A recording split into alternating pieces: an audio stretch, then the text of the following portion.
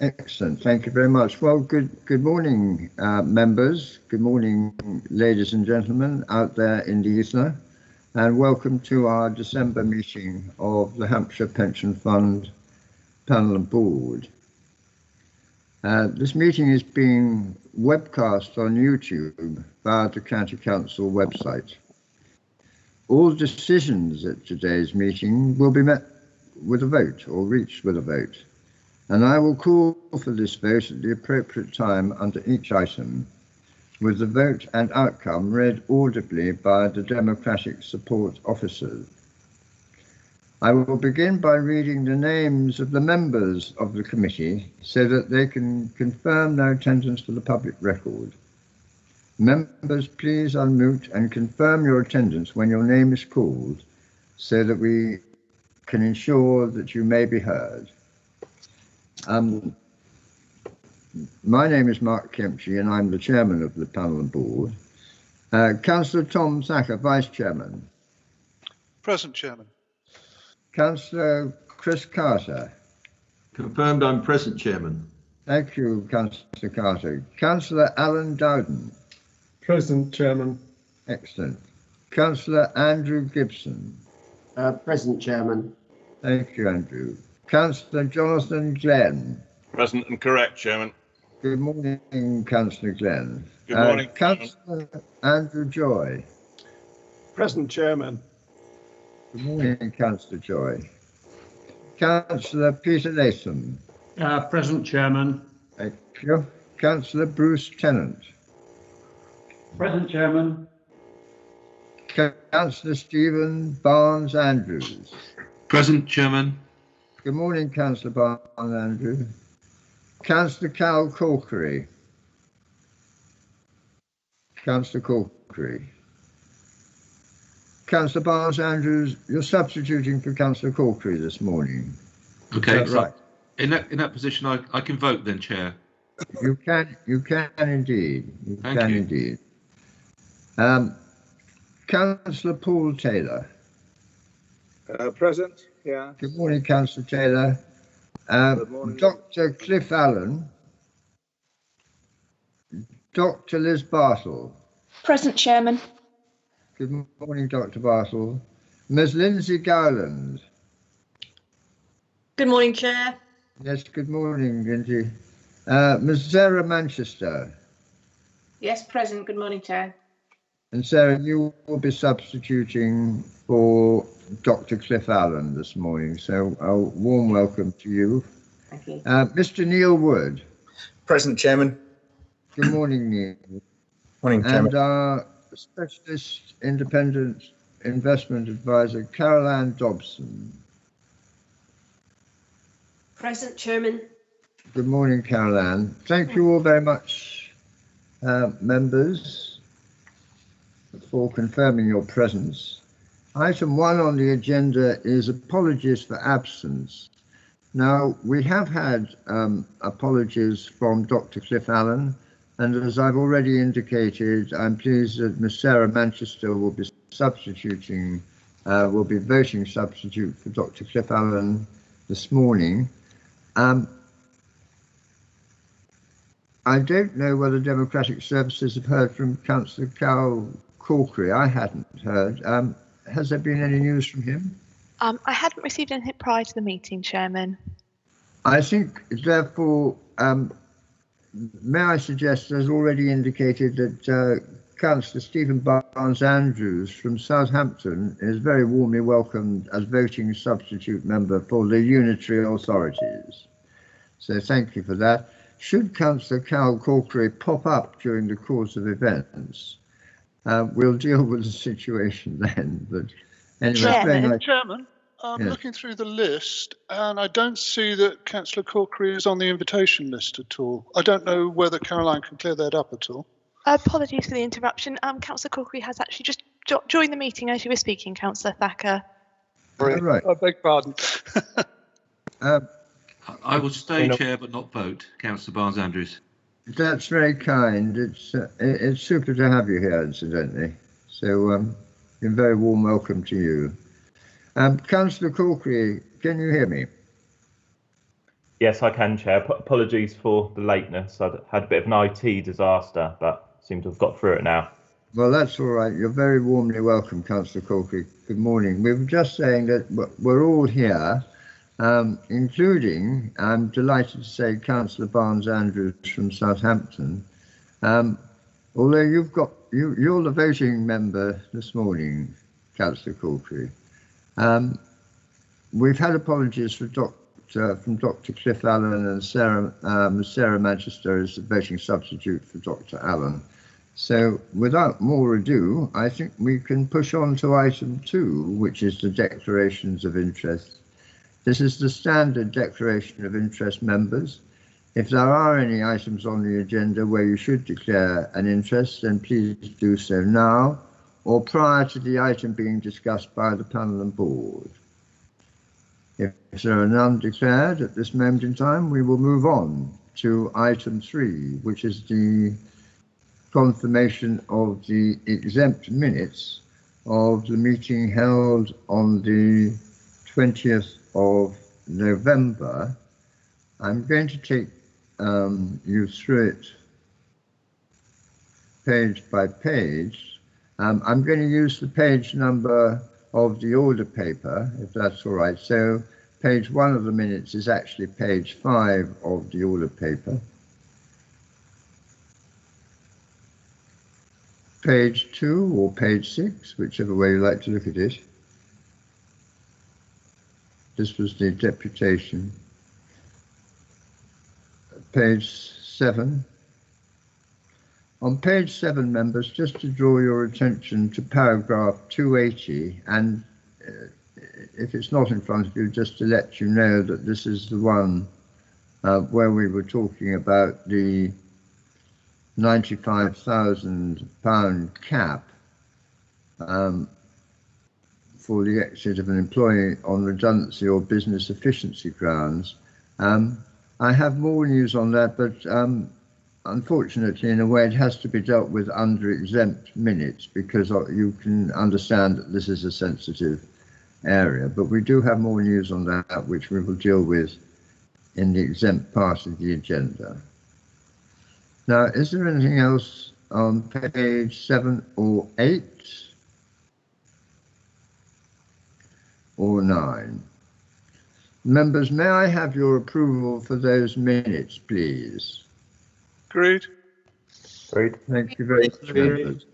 Thank you. That's accepted. Item 4 on the agenda, deputations. We have no deputations on this occasion. Item 5 is Chairman's announcements. A few housekeeping announcements from me, if I may say so. I don't know if you've got your diaries to hand, but just perhaps if you could make a note of the following. You will remember that at our last meeting 2 weeks ago today, we mentioned the training session on the 9th of December. Now, this training session will, of course, be a virtual training session starting at 2 o'clock, and it's a particularly interesting one because it's going to be a teaching for us on inflation-linked gilts. We haven't had any training on inflation-linked gilts for some considerable time. We had planned this some time ago, and I'm pleased to say that we've got Royal London Mutual, who are experts in this area, coming to talk to us and lead us in this teaching session. So that's Royal London Mutual, often known as RLM. Of course, this is particularly hot news because of the changes announced by the Chancellor of the Exchequer, particularly in terms of the way that index links are calculated and the move away from RPI to a version of CPI, the Consumer Price Index. But you'll also note, members, that this is not envisaged to take place, so I understand, until 2030. So that was quite a change in what was expected. So there's lots to talk about. I don't have to remind you of the importance of inflation-linked gilts to our portfolio. where we have approximately 20% of all the pension fund invested in this area, and we haven't had any training in this area for some time. This holding has stood us in very good stead, but now is the time to have a good hard look at it. So I do invite you to that training session. Chairman? John, Chairman? Yes. On that, I've intimated that I've got a clash. Hampshire Fire Rescue Authority have got a shadow authority meeting that afternoon. Are you going to be recording this training? That's a thought. I don't see why we can't. Caroline Rosa from Democratic Services, can I ask you that question? Of course, Chairman. Yeah, it's absolutely possible to record the session. You'd probably need to discuss it with those organising it, but we can take that point away and look into that. There are other members of this committee who also have to be at that meeting. It's a pity it's about the clash. I'd like to have been at it. There are other clashes as well, Chairman. Chairman, as a point, we will take away, as Caroline said, the question about recording our training events. It's a good suggestion, and I can't see any reason why we couldn't do that. So let us take it away for all training sessions. Thank you. And Caroline, will you get back to us before the 9th on that one? The reason I ask is that I will try and get permission to leave early from the 2 o'clock meeting I've got to try and attend this training. But if it's being recorded, I have less pressure. Yes, Caroline and Andy and myself will take that away and send a note round to all panel and board members to confirm. And hopefully the confirmation will be that we can record and post it onto the Pension Services site. Thank you. That sounds okay to me. Thank you. Thank you. Useful point. Thank you for raising it, Councillor Dent. Now, the day before, on the 8th of December, just a quick reminder that at 10 o'clock, we've got the members' briefing, which will include the annual briefing from Arling Close, our advisors on Treasury Management. It's always very well attended and particularly helpful to us in terms of our knowledge of interest rates and the way we manage our cash balances. But it gives us a good steer into the way the economy might perform as well going forward. So that will be a very useful one, members, if you can make that. Members' briefing, 10 o'clock. Chairman, sorry to interrupt. Is that happening on the 18th of December at 10 o'clock? No, that's the 8th. The 8th. The day before the training session. Okay. Yeah, got it. It should be in your diaries. So that's highly recommended. And moving on, members, to the 17th of December, it's now been confirmed that between 1 o'clock and 3 o'clock, 1300 hours to 1500 hours on the 17th of December, Thursday, we're going to have our virtual investor day for the Access Pool.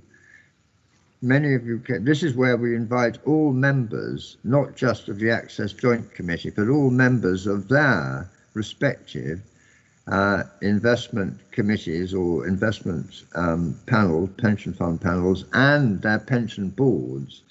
So this is quite an event, and it will be an opportunity for us to hear all sorts of information about the Access Pool. Will be addressed by Link, who is the operator of our ASC.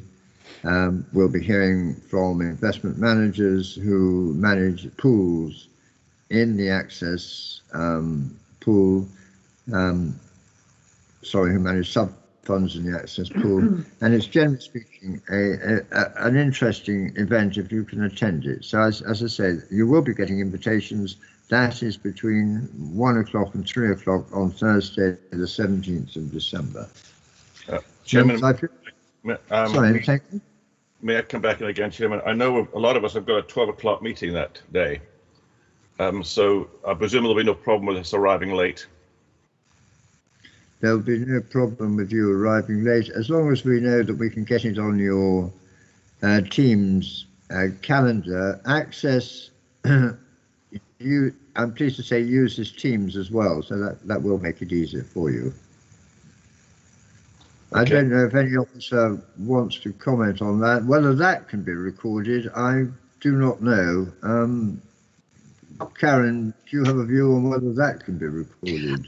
I'm not sure, Councillor Kempji, because we don't host and support it, but we can certainly take 2 questions away to access and ask. Firstly, I'm sure it wouldn't be a problem to have the event in your calendars and you simply join when it's convenient for you to do so. I'm sure that's not an issue, but we'll check that, and we'll also check if our colleagues are intending recording that event. So again, we'll send a note round all Pension Fund panel and board members to confirm.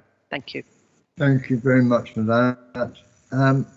You'll be pleased to know I'm not going to fill your diary anymore just before Christmas, but as always, my thanks for being so diligent in all that you do with your training. Chairman, Yes. I have my hand raised. I regret I'm unable to attend those meetings on the 17th because of a family commitment.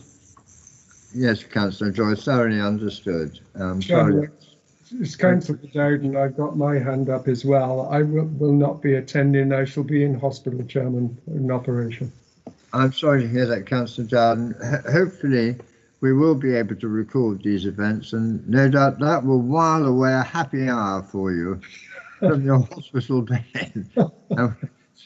Send all our best wishes to you anyway. Thank you, Chair. Thank you, both of you. Thank you.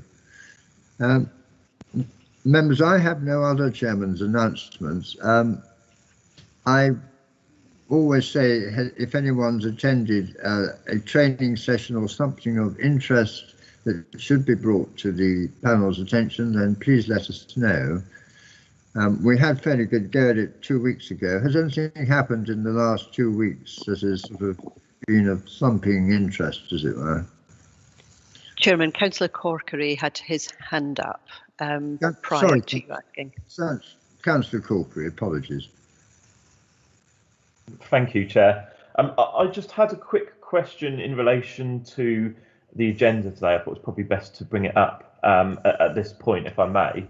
I understand that there has been some correspondence and some confusion with some third-party organisations, some trade unions that represent scheme members who had wanted to engage with today's meeting by way of a deputation, but for one reason or another, like I say, it sounds like there's a bit of confusion, they were unable to do so. I just wonder if the item that they wished to make representations on, which I believe is item 9, the governance report that talks to the representation policy, whether with that in mind, and also bearing in mind how keen we are from previous discussions to engage with scheme members and bodies that represent them, whether it might be worth deferring that report, if possible, to the next meeting where those representations can be made. Well, I note what you say, Councillor Corkery.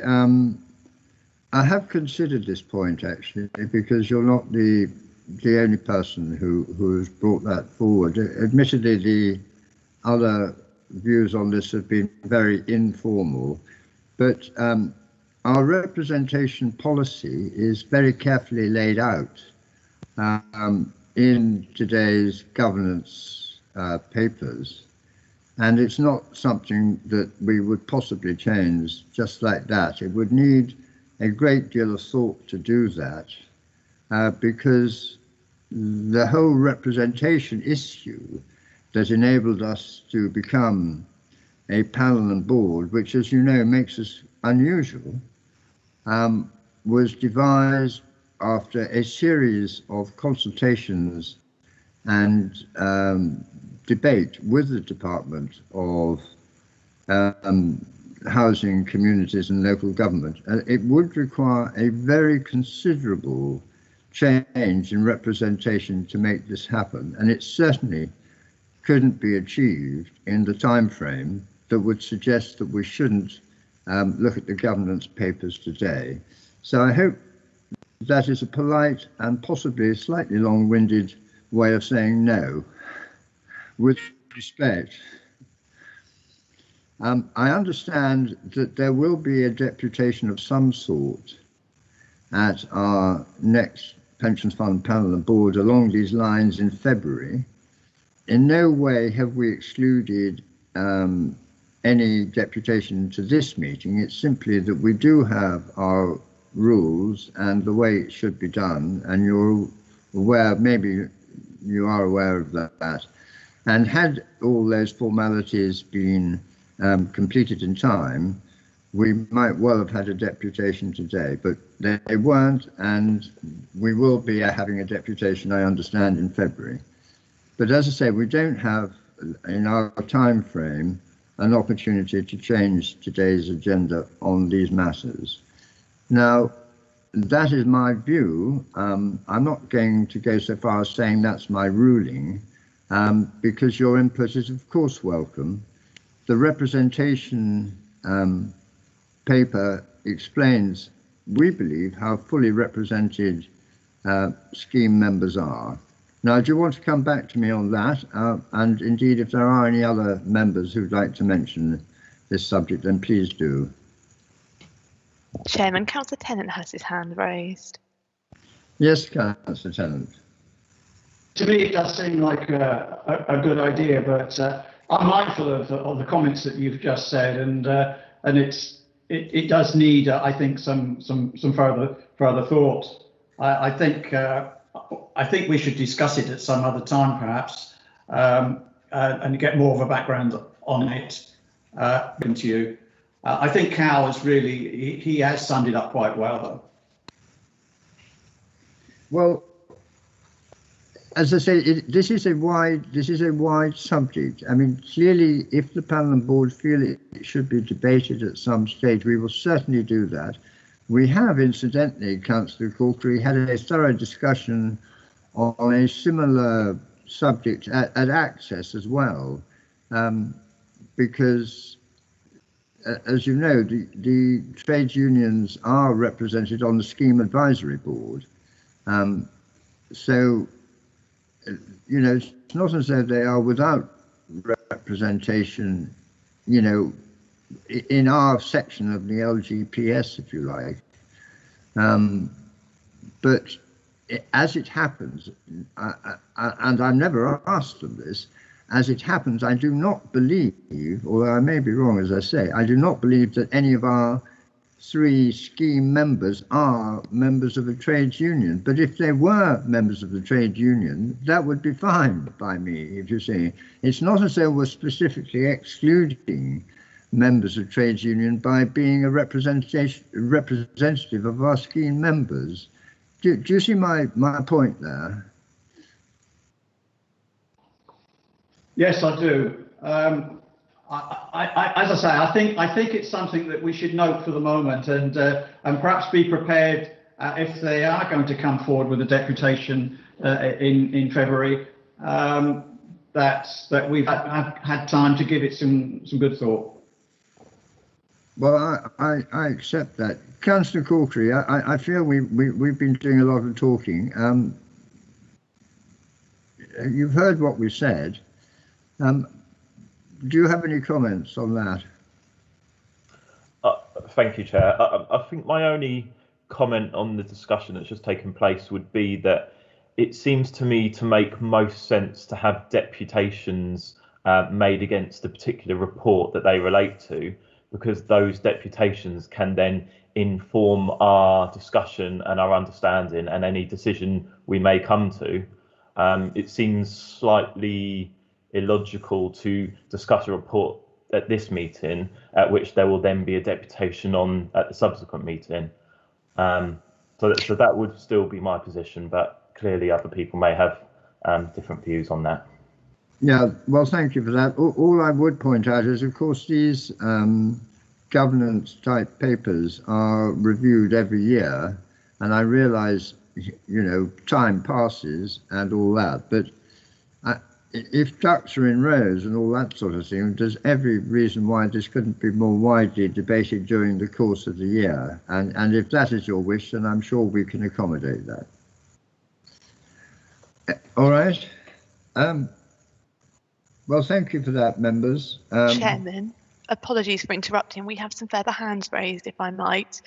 Councillor Latham, and then Councillor Joy, and Councillor Dowden. Right, who was first, Caroline? I had Councillor Latham first. Councillor Latham. Muted. You're muted. Councillor Latham? Yeah, can you hear me? And we can hear you. Yeah. All I'm saying is that on the basis we're going to debate it today, we've all received the letter. I'm going to be going back to him to explain what happened today, point one. And point two, on the basis that we approve everything today, he will then somebody's going to put in a written submission at the next meeting for the additional trade union representative on the board. Will there be a means whereby we can, at a subsequent meeting, discuss yes or no to whether or not the additional representation can be approved for the board? Well, I'm making the point that there's going to be a deputation at the next meeting. So I'm told, a written deputation. Right. Okay, that is the written deputation, yeah.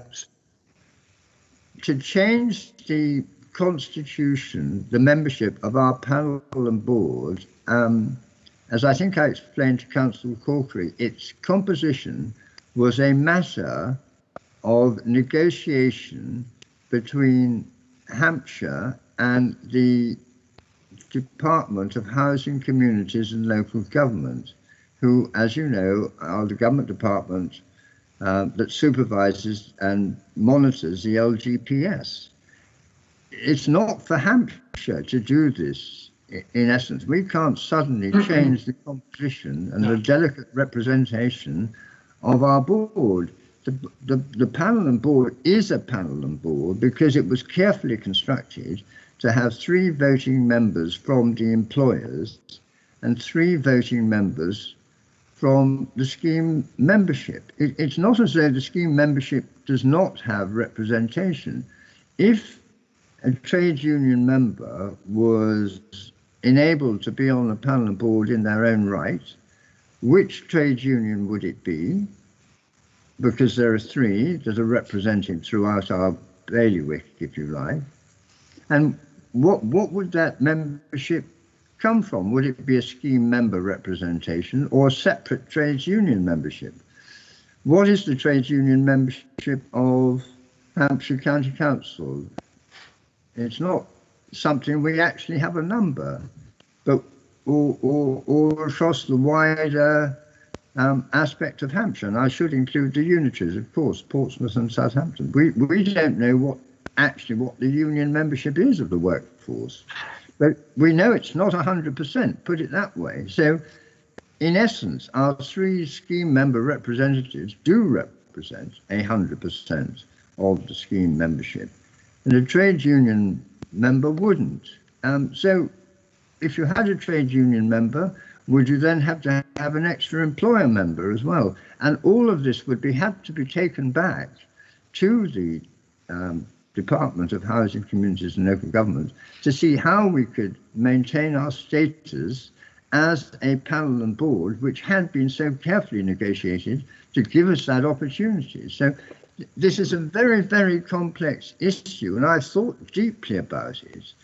And I quite understand where the unions are coming from, but this is not something that can be done just like that. And in no sense is it reflecting antipathy to any section of the membership. So I'm afraid... I totally understand what you're saying, Chairman. Understand that it's a complex issue. Perhaps then the question then is there going to be a response explaining this to him? Well, I guess it is a union leading this, and we are in correspondence with the appointed delegate of that union, and that correspondence is not public as far as I'm aware, although I don't think there's anything to hide, but it wouldn't be for me to reveal the details of that correspondence. Chairman, I think Carolyn might like to contribute to the discussion. Yes. Chairman, it was just to suggest, obviously all of these governance papers are here, as you indicated, as they come every December, and we are required as part of compliance with good governance to approve them each year. Approving them each year, of course, never stops them being reviewed at any other point in the year, any of those governance statements, not just the composition of the panel and board. So I think there's two matters here. One is we have to deal with the good governance aspect of approving these statements.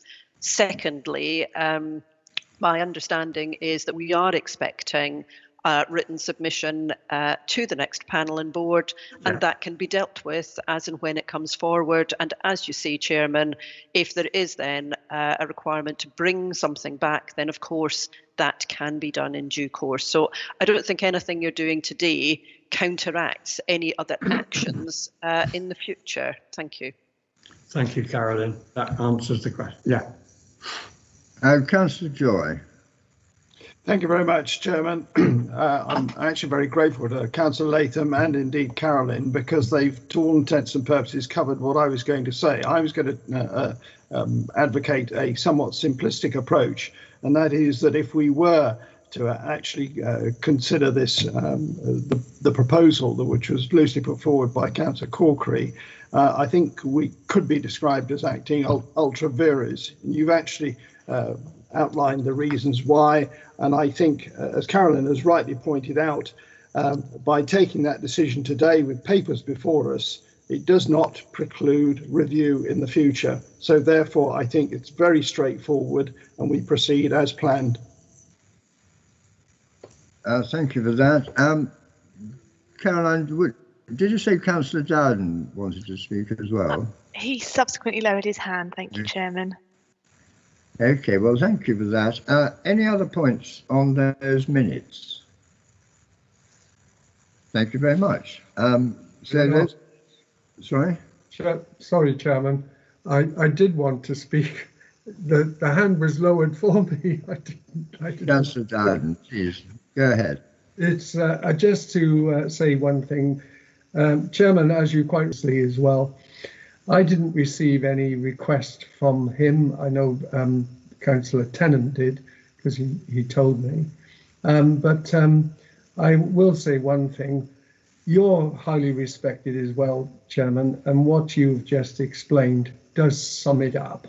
And I think that in the circumstances, I think it should be held back for now with a further review, as Councillor Joy has said, because it doesn't exclude any for the future. But nevertheless, I think we have a constitution and a setup, if you like, that we just can't break at a whim. You just can't do that. So, I agree with you. I think it should be held back and for a while, but negotiations could still take place. Thank you very much indeed. Members, if that has concluded, then I understand that you have agreed to those minutes under item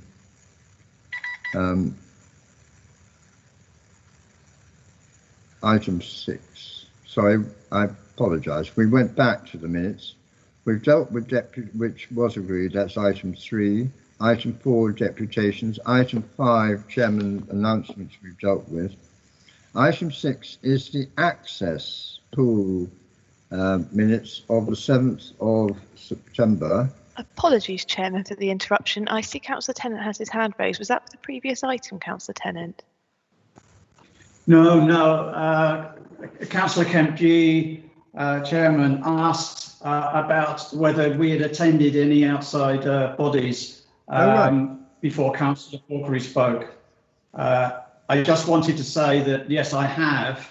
I attended, my screen's gone. I attended an LGPS live session on Wednesday. I've been attending these every month.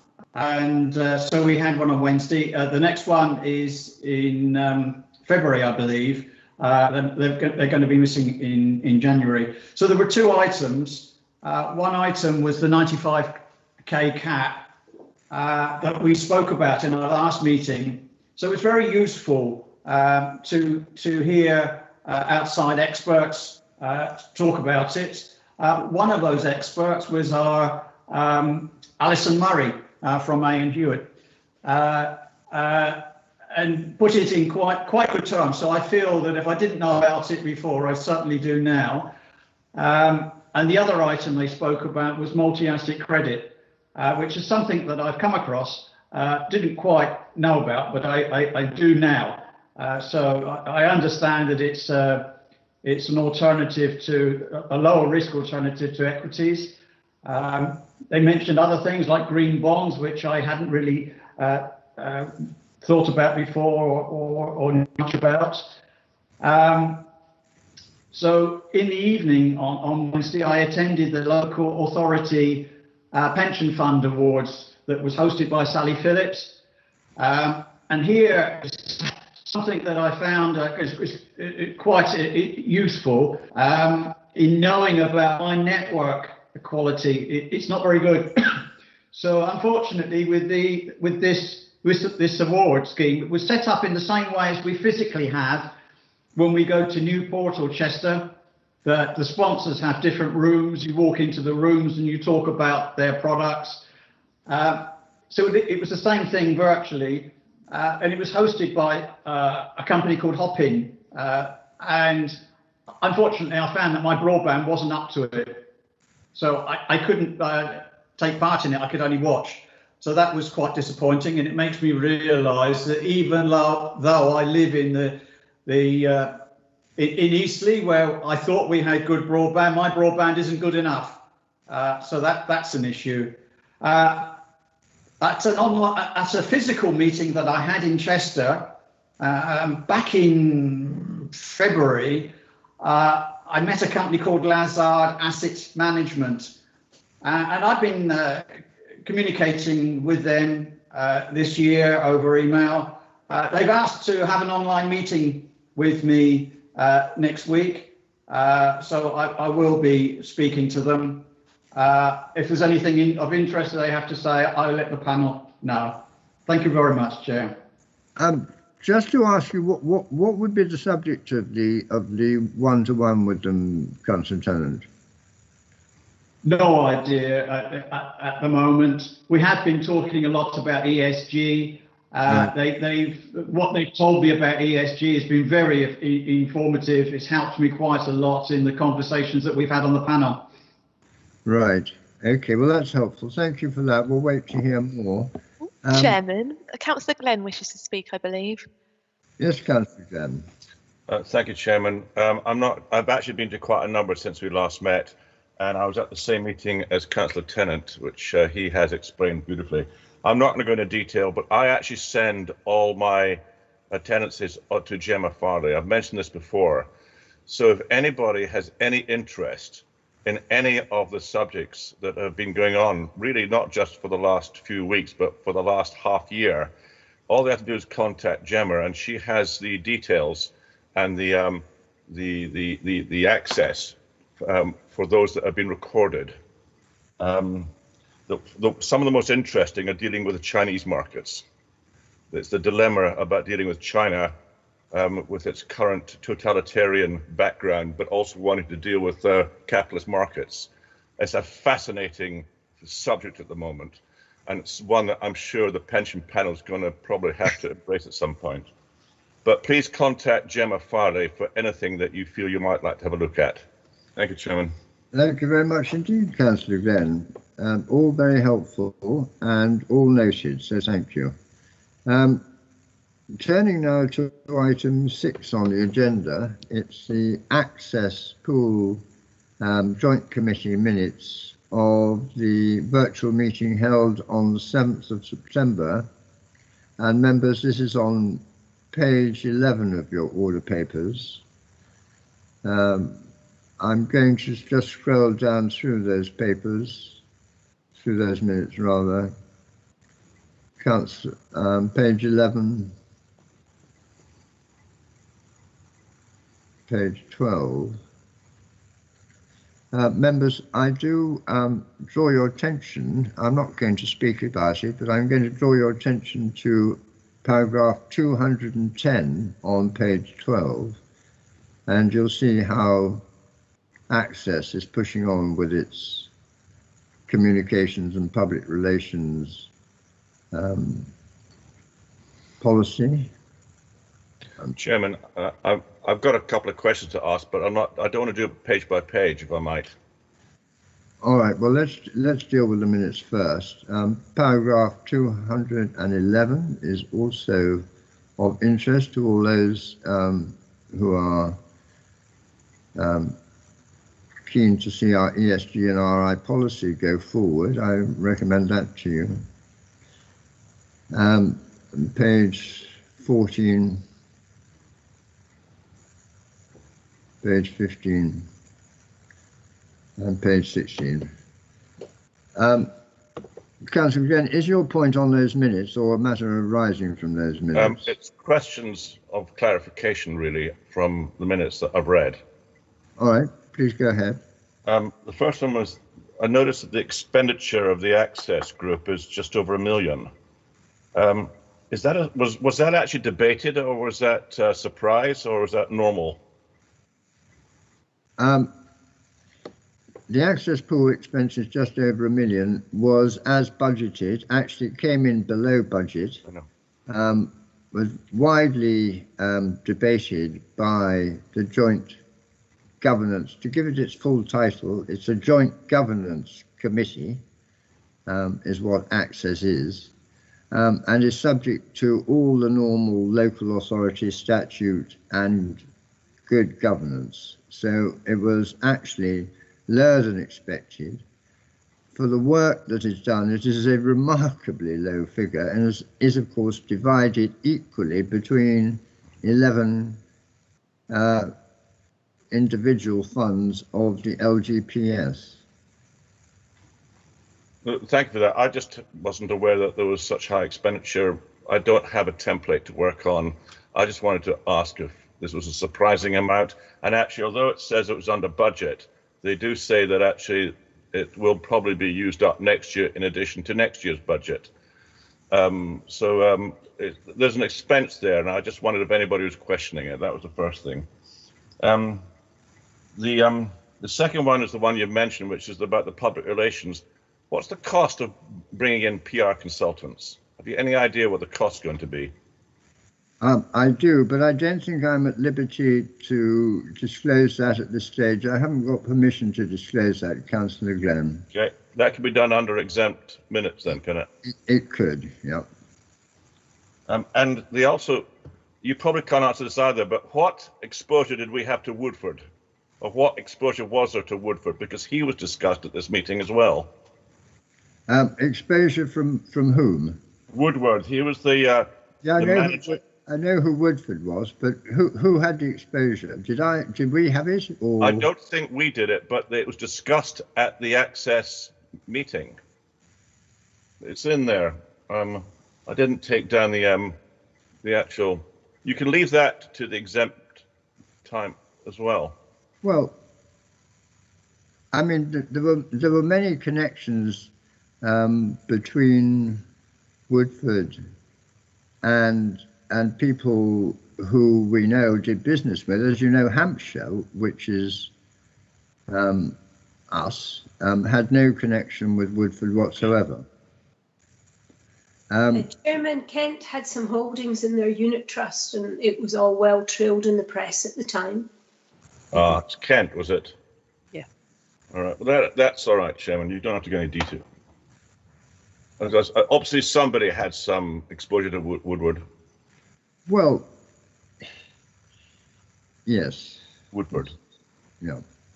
Woodford, I think. Yeah, Woodford, yeah. Yeah.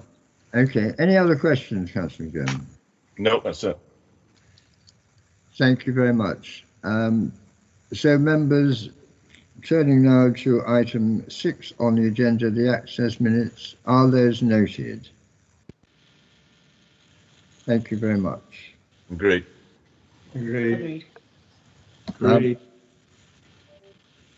Caroline, we have noted it. Would you like to conduct a poll, or is that noting sufficient? For this particular item, noting is sufficient if you're happy to, Chairman. Yeah, thank you very much. Item 7 is now the start of our series of items on governance, our annual statutory statements. And item 7 is administration performance update. And I'm very pleased to say that Lois Downer is going to introduce this paper. Thank you, Chairman. The purpose of this report is to provide an update on the admin performance in the first part of this year, 2020-21, and to seek approval for the revised communication policy statement, which we've updated to reflect the continuing move to electronic communication.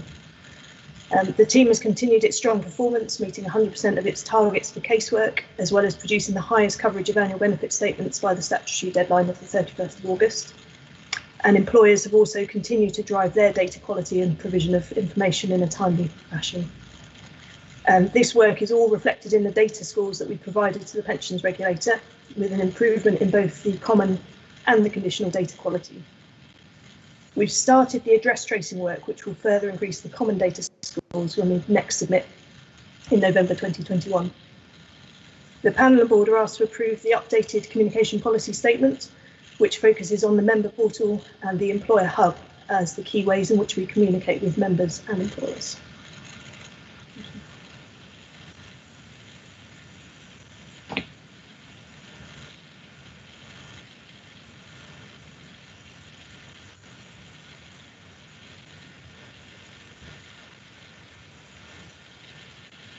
Sorry, Lois, is that? And that's it. I'm sorry. Whistle stop. I was lost in admiration there. But seriously, I am lost in admiration because it was a marvellous report, and I have really great admiration for what you've achieved in the last year, you and your team. It's not a very big team, is it? I think there are about 30 of you, is that right? There's more than that now, actually. There's closer to 85, I think. Oh my goodness me, I'm out of date. But you have taken on, of course, extra clients, as it were, and like West Sussex, and that's been going well too, I understand. Yes, it has. What is particularly pleasing is the cost per scheme member is one of the lowest in the countries. I'm often asked about this, and members, you'll note that our admin cost per scheme member is £13 or thereabouts, which is a remarkably low figure. And I do compliment you on that, on the efficiency and the way you keep on hitting these targets. So many congratulations to you and all 85 of you. Members, any points or questions for Lois Downer at this point?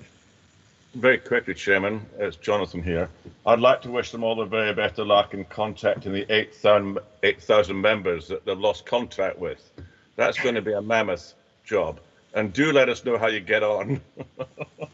Lois, actually, that is actually a serious and good point, because we have been trying. Do you just want to talk about this and just talk through that a bit more, perhaps? Yes, so we use a company called Target, and it is their primary work. So address tracing and mortality screening, so checking death records and matching those against our records. So we've started that work with them, and the way it works is that we provide the information that we hold on the people that we don't think we've got a valid address for, and they run that against a high-level set of records to get some immediate matches, and I think that's what I've addressed in paragraph 20. For example, 148 people were actually at the address that we held on the system, so we don't need to take any further action. We would have marked them as lost contact if, for example, we had mail returned. We mark them as lost contact. So once they've done that initial assessment, they can then break them down into categories. So there's a further almost 2,500 of those people where they think that they know what the new address is, and that will be matched against bank statements and mortgage information that they have access to. And so they will be written to say, we believe this is your new address, and we're going to tell pensions that it is your new address unless you contact us. So it's a very much a, we will get that address unless someone takes some action to say it's not correct. Then we've got a further 1,800 people who we think that, or Target think that they found the new address, but they're less certain. There's less pieces of evidence to suggest that that is a valid address. So they get a different letter that says, please, can you tell us your new address? We think this is correct, that you will need to actually verify it before we confirm that.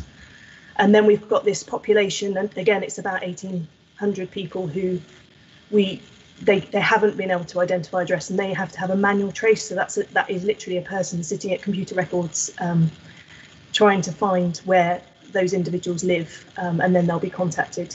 And all the letters go from Target, who are the company doing it, but we've got stuff on our website to confirm that it's not a scam, and we've already had some members phoning us just to check that it is a valid exercise.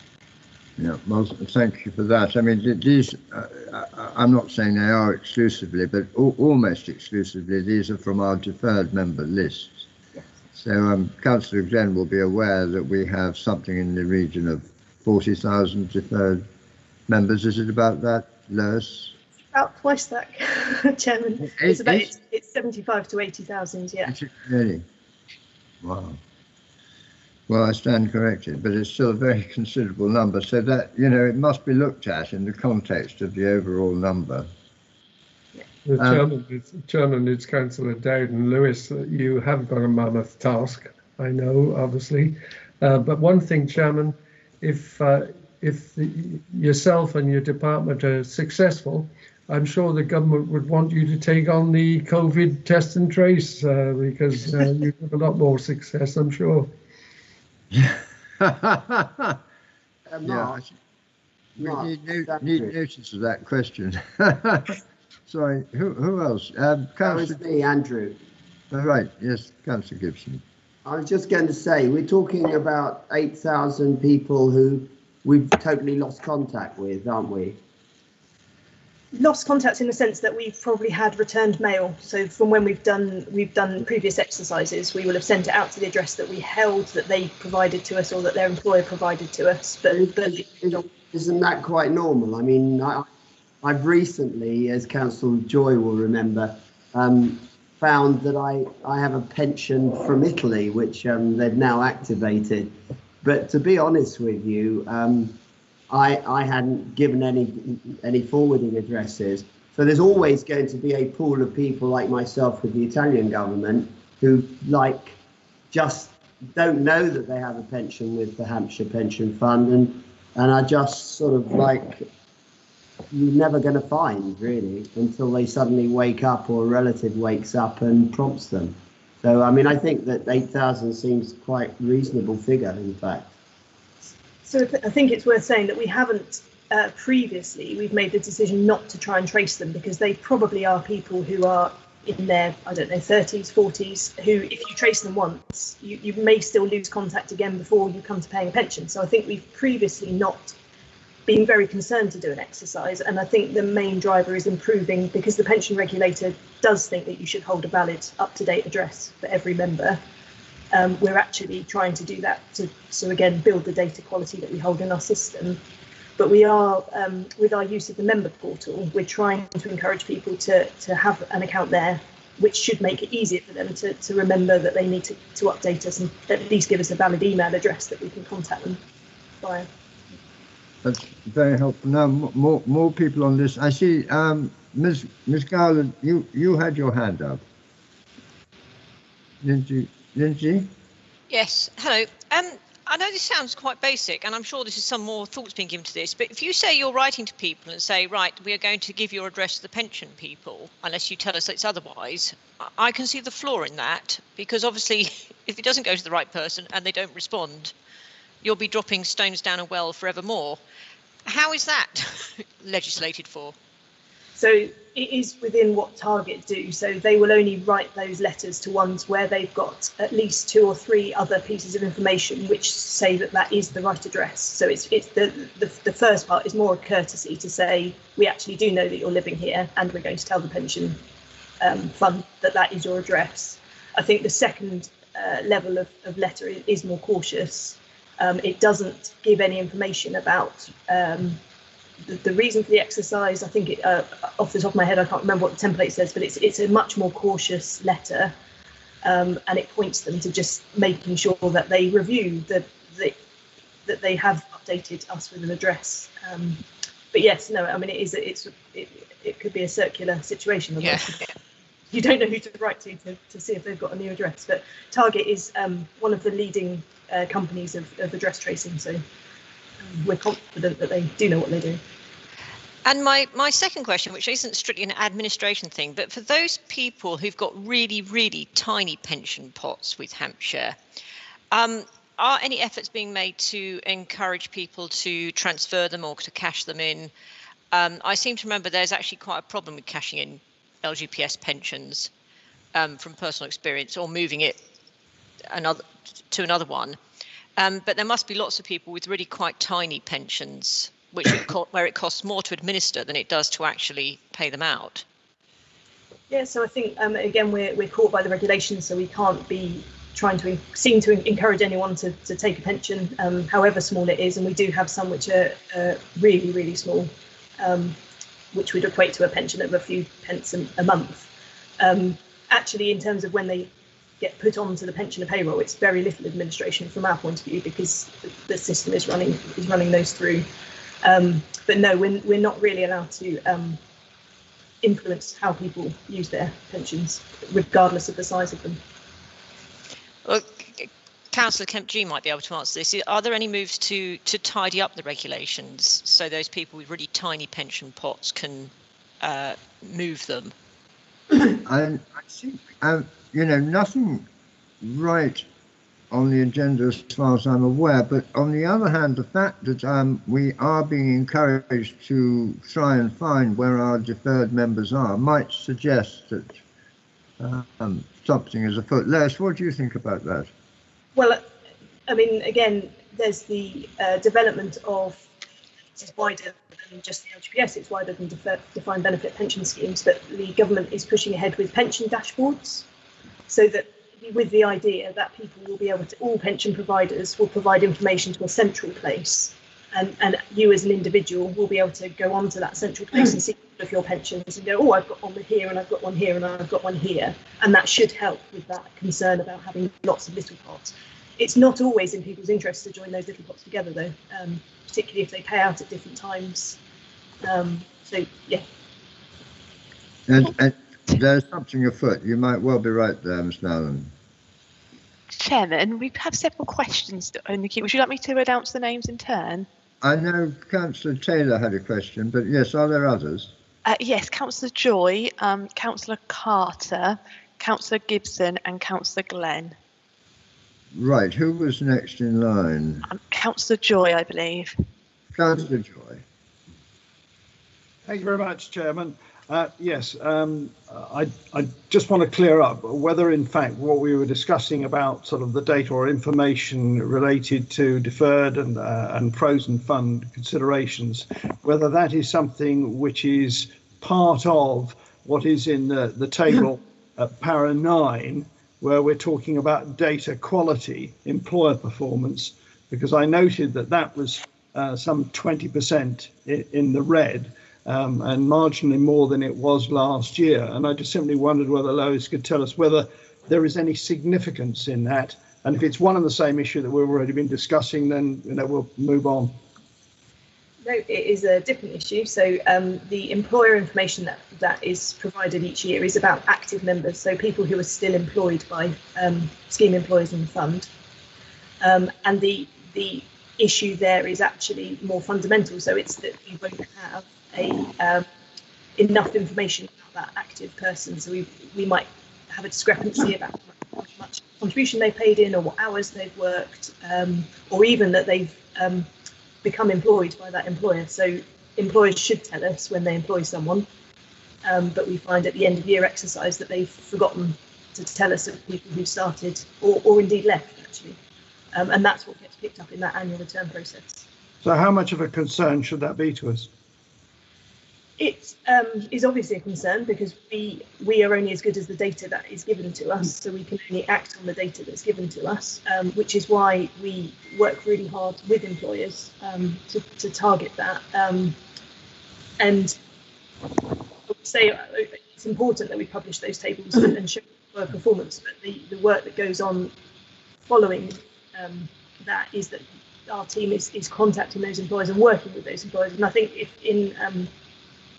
in paragraph 10, I think we go on to say specifically about Southampton City Council, who were a huge concern to us prior to the annual return process being carried out, because they were unfortunately unable to supply a return on time and it wasn't of great quality. But we've worked really hard with them, with their team there, and really pleased to report that that has now improved. And they've improved their processes to make sure that again, hopefully they won't be on that red list next year. Yeah. Well, thank you for that, Chairman. With your agreement, if I could just sort of follow up very, very quickly on a point which Lindsay raised, and that was over these very small sort of pension elements in LGPS. I wondered whether that would actually preclude the combining or the merging of those instances where we've got multiple LGPS pensions for individuals, where one is particularly small and the other is larger, whether there's any reason which precludes the combination of those because they're under the umbrella of the same scheme. Shall I pick that up, Chairman? So there are the way in which the regulations work mean that people with when they start a new period of LGPS membership, if they already have existing periods of membership, then we actually ask them to make that decision. They've got 12 months to decide whether they want to join those other periods of membership. There's also circumstances in which they have no choice. So some of our frozen refund, if you've got a frozen refund, so you weren't in the scheme long enough to have built up an actual benefit, then those contributions would just automatically get added to that new pension account. So there are rules governing the sort of merging of pensions, but primarily it's the individual's choice. Thank you, Chairman. Caroline, who was next? Councillor Carter, I don't know if you had a question. I noticed your hand had gone down. Chairman, I was going to ask about the tracing of these 8,000 deferred benefit members, but my question has been largely answered by the subsequent discussion. But Chairman, I just want to add how impressed I am, because this matter came before us as a panel in July, and I note in the report that work started in September. So there has been significant progress already. So I really wanted to add my congratulations to the staff. There's a lot more work to be done, clearly, but it's very. I know from past experience and where I was working for a bank, it is very difficult to trace people. Some people who don't want to be traced. Yeah. My congratulations to everybody that has been working on this. Thank you, Chairman. Well, it's much appreciated, Councillor Carter. Caroline, next. Councillor Taylor, please. Yes, Councillor Taylor. Thank you for waiting. That's all right. Well, I put the query on the chat anyway, but just simply, this is a very simple statistical question, really. 8,000 sounds a lot. I just wondered what it was as a percentage of, obviously, and I'm assuming that's 8,000 individual members, not individual letters, because obviously that could be more than one letter to each person. But I imagine it's 8,000 members, so or actual recipients. I just wonder what that was as a percentage of the whole. Lois, I have my calculator at the ready. If you know the total pensions in payment, I can try and do that for you. Just trying to think the quickest way for me to get that information. So I'm struggling now. Let me ask you. Okay. Lois, let me ask you. Lois, how many deferred members are there? You say 80,000. And I'm going to be put on the spot, and really desperately hoping that someone's going to jump in and save me. Lois, we can leave it and come back to it later and send a note round to the panel. That's perfectly acceptable. I didn't want you fighting with a calculator if you knew the number, but you're quite right not to, Chairman, not I to know all think these it's numbers. just, Chairman, I think it's just short of 76,000, 75,900 and something. Well, Deferred members. 10%. Yeah. And Call it the 10%. scheme membership total is about, I'm getting everything wrong today, but I thought it was about 165,000. What's the total scheme membership then? Well, Can we come back to that, because I don't think we know offhand what the numbers are. So if we could move on, and at some point we'll then send a note round the panel, that would be helpful.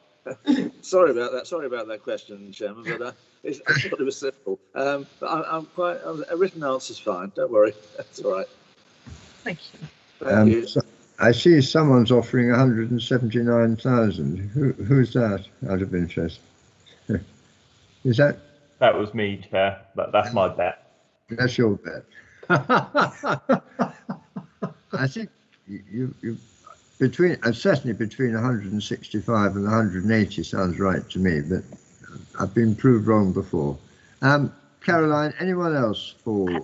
Councillor Gibson was next. I'm sorry, Councillor Gibson, thank you for waiting.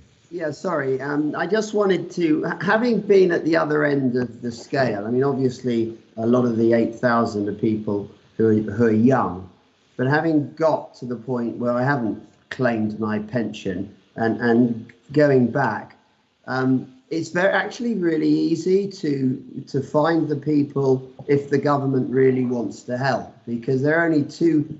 In Italy, it was my codice fiscale, which is like with you for all your life. And it's the same with the national insurance number here in the UK. If you want to know, and I was talking to one of the our members recently who's going to retire from Hampshire County Council next year. And all you have to do is to go to the government website, put in your national insurance number, and providing you go through the various controls, it tells you who you've worked for virtually your whole life. So taking that into consideration, if the government was really serious about us chasing down everybody and getting their addresses, they could support it, but they might actually say that's privileged information and you can't have it. But it is available on government databases. So if you've got the national insurance number, there will be an address associated. Yeah, I think that's right. Thank you very much for making that point. It's a good one. Yes, Les? It's 8% of our deferred membership. 8%. Yeah. Is it within that 8,000? There are some frozen refunds which we don't actually report the numbers of because they're not proper members. If you see what I mean. So right. Okay, that's helpful. Councillor Ted, you picked that up, 8%. And Councillor Kempchey, just to confirm, the total membership is 178,539, as in the annual report. 539. So Councillor Corkery was pretty much spot on. Yes, it sounded as though he was pretty accurate. Good. Well done. I think we're getting there. So we know the number of, in round terms, the number of deferred members. We know the total. Now all we need to know is the number of working members and the number of retired members. But I don't think we'll go into that just at the moment. But in due course, no doubt we'll have that information as well. So look, I think, Caroline, have we got... Apologies, Chairman. We do. We have one further question from Councillor Glenn. Councillor Glenn.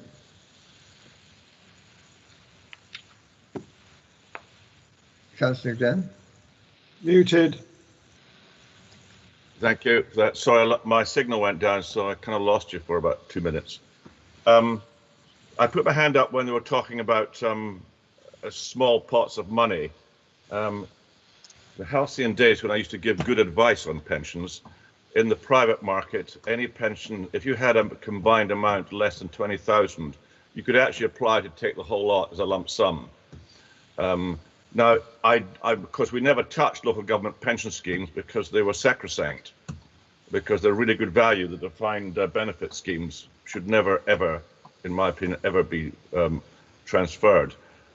So I don't know what the rules are, but are the rules the same if your total pension value is less than 20,000, you can apply for the whole lot? I'm not sure if there's two rules that come into play, but yes, it's something. It's a limit on the total value, and then it has to be a certain percentage of the total pot as well. But yes, we offer that to our people who are coming up to claim their pension. If they're under those amounts, then we ask if they'd like it paid as a single lump sum. It just occurred to me that if you mention that at the right time to the people that you're still trying to contact, relatives will start getting very interested. And if any of them have the surname Glenn, let me know. Certainly not. Okay, thank you for that. Caroline, I think it's been a very interesting, if I may say so, and comprehensive review of this paper. Is there anyone else, Caroline, you've got who'd like to speak? Or there are no further questions, Chairman.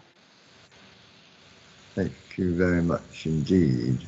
I'm told yes, that's fine. Okay, let's now move to the conclusion then.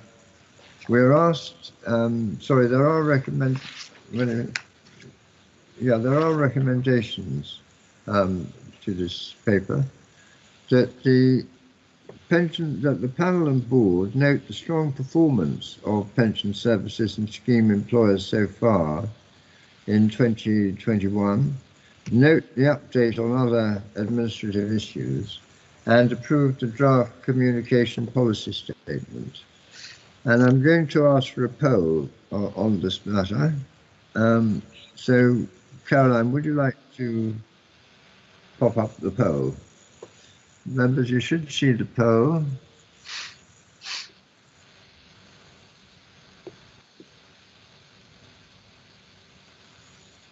I just say verbally that I will agree. Thank you, Ms. Manchester. And it looks to me as though there is 100% vote in favour of those recommendations. 14 people have voted, so I obviously am happy to accept those recommendations, and they are therefore carried. Thank you very much indeed, unanimously. Thank you for that. Item 8 on the agenda is, again, very firmly wearing our governance hats this morning, members, is the pension fund budget, and this paper is going to be introduced by the head of pensions, Andrew Lowe. Good morning, members, and thank you, Councillor Kempji. Just before I start, if you do get a chance to look at the chat, I have posted the split of membership on there for you. So I'll read it out for you. So total membership 178,539, pension and cohort 43,706, deferred 75,920, and active members 58,913. Thank you. I'll move on to the report, Chairman. So this is setting out the pension fund budget for the forward years 21-22 and 22-23. There will be two recommendations: that we approve the budget as shown in Appendix 1 for 21-22, and separately that we consider a recommendation around adding additional funds for communication activity in 21-22. If we quickly just run through the report. So we categorise our budget using the SIPFA definitions. There are three key categories. So we have investment management, where we record the cost of managing the fund's assets and fees to fund managers. And it also picks up fees paid to Link for the sub-funds through Access Pool. The second key category is administration, and that will cover all the administration activities that we perform for scheme members and benefit entitlement. And the third area is governance, which is the cost of accounting for and monitoring the pension fund, plus, of course, the professional advice we receive to support us. The pension fund reports its expenditure each year in the annual report, and again, that will just be published up on the website in the last couple of days. If we just run through the budget itself for next year, so we have the investment management budget. That shows a budget of 58.3 million for next year. And as you'll be aware, that covers off all the fees we pay to our investment managers. The costs have been increasing, but of course that reflects two key things. Some of that will be linked to the overall growth in the market value of the fund. And the other aspect is because of our increasing allocation to the more costly end of the IMAs, which is the alternative investments. Moving on to administration, that was mentioned by Lois and the chairman under the previous report. So two key expenses that we incur: the overall pension administration of the staff and for the IT system, which is the Civica UPM system. The budget for administration, as we set out, is still in line with, or still one of the lowest across all our GPS funds, sat at around £13, and it remains well within a 0.3 of pensionable pay fund cost assumed by the fund's actuary. What it doesn't reflect yet for next year is any additional costs that we're incur for GMP rectification or for implementing the McLeod remedy. Those costs will need to be added in once the full scope of the work is known. And that work, of course, will be shared across all partners in relation to the work that we undertake. The final area of the budget is governance. Again, three main parts. There's the internal cost of providing the administration and support to the pension fund. There's the ongoing costs of the access pool, and there's the external services that we require, such as internal external audit, investment consultancy, actuarial services, etc.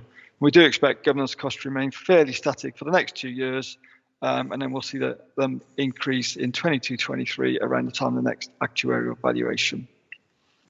The final point, again, which has been alluded to right at the start of our session this morning, is paragraph 13 of the report, where we've previously discussed issues around communicating with pension scheme members around responsible investment.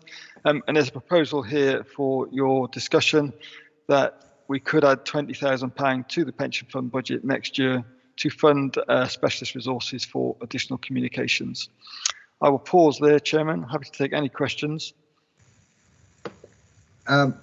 Yes, a question from me. If just on 813, the £20,000, 20 or whatever,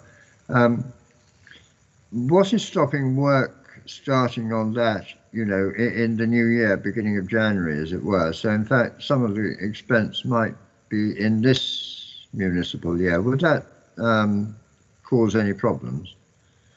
I don't think it would cause any problems. I think we'd need the panel, because we've brought the budget previously, so it would be helpful for the panel to approve that as additional expenditure should it occur in the current year. But I don't think there's any impediment to us starting the work on that basis.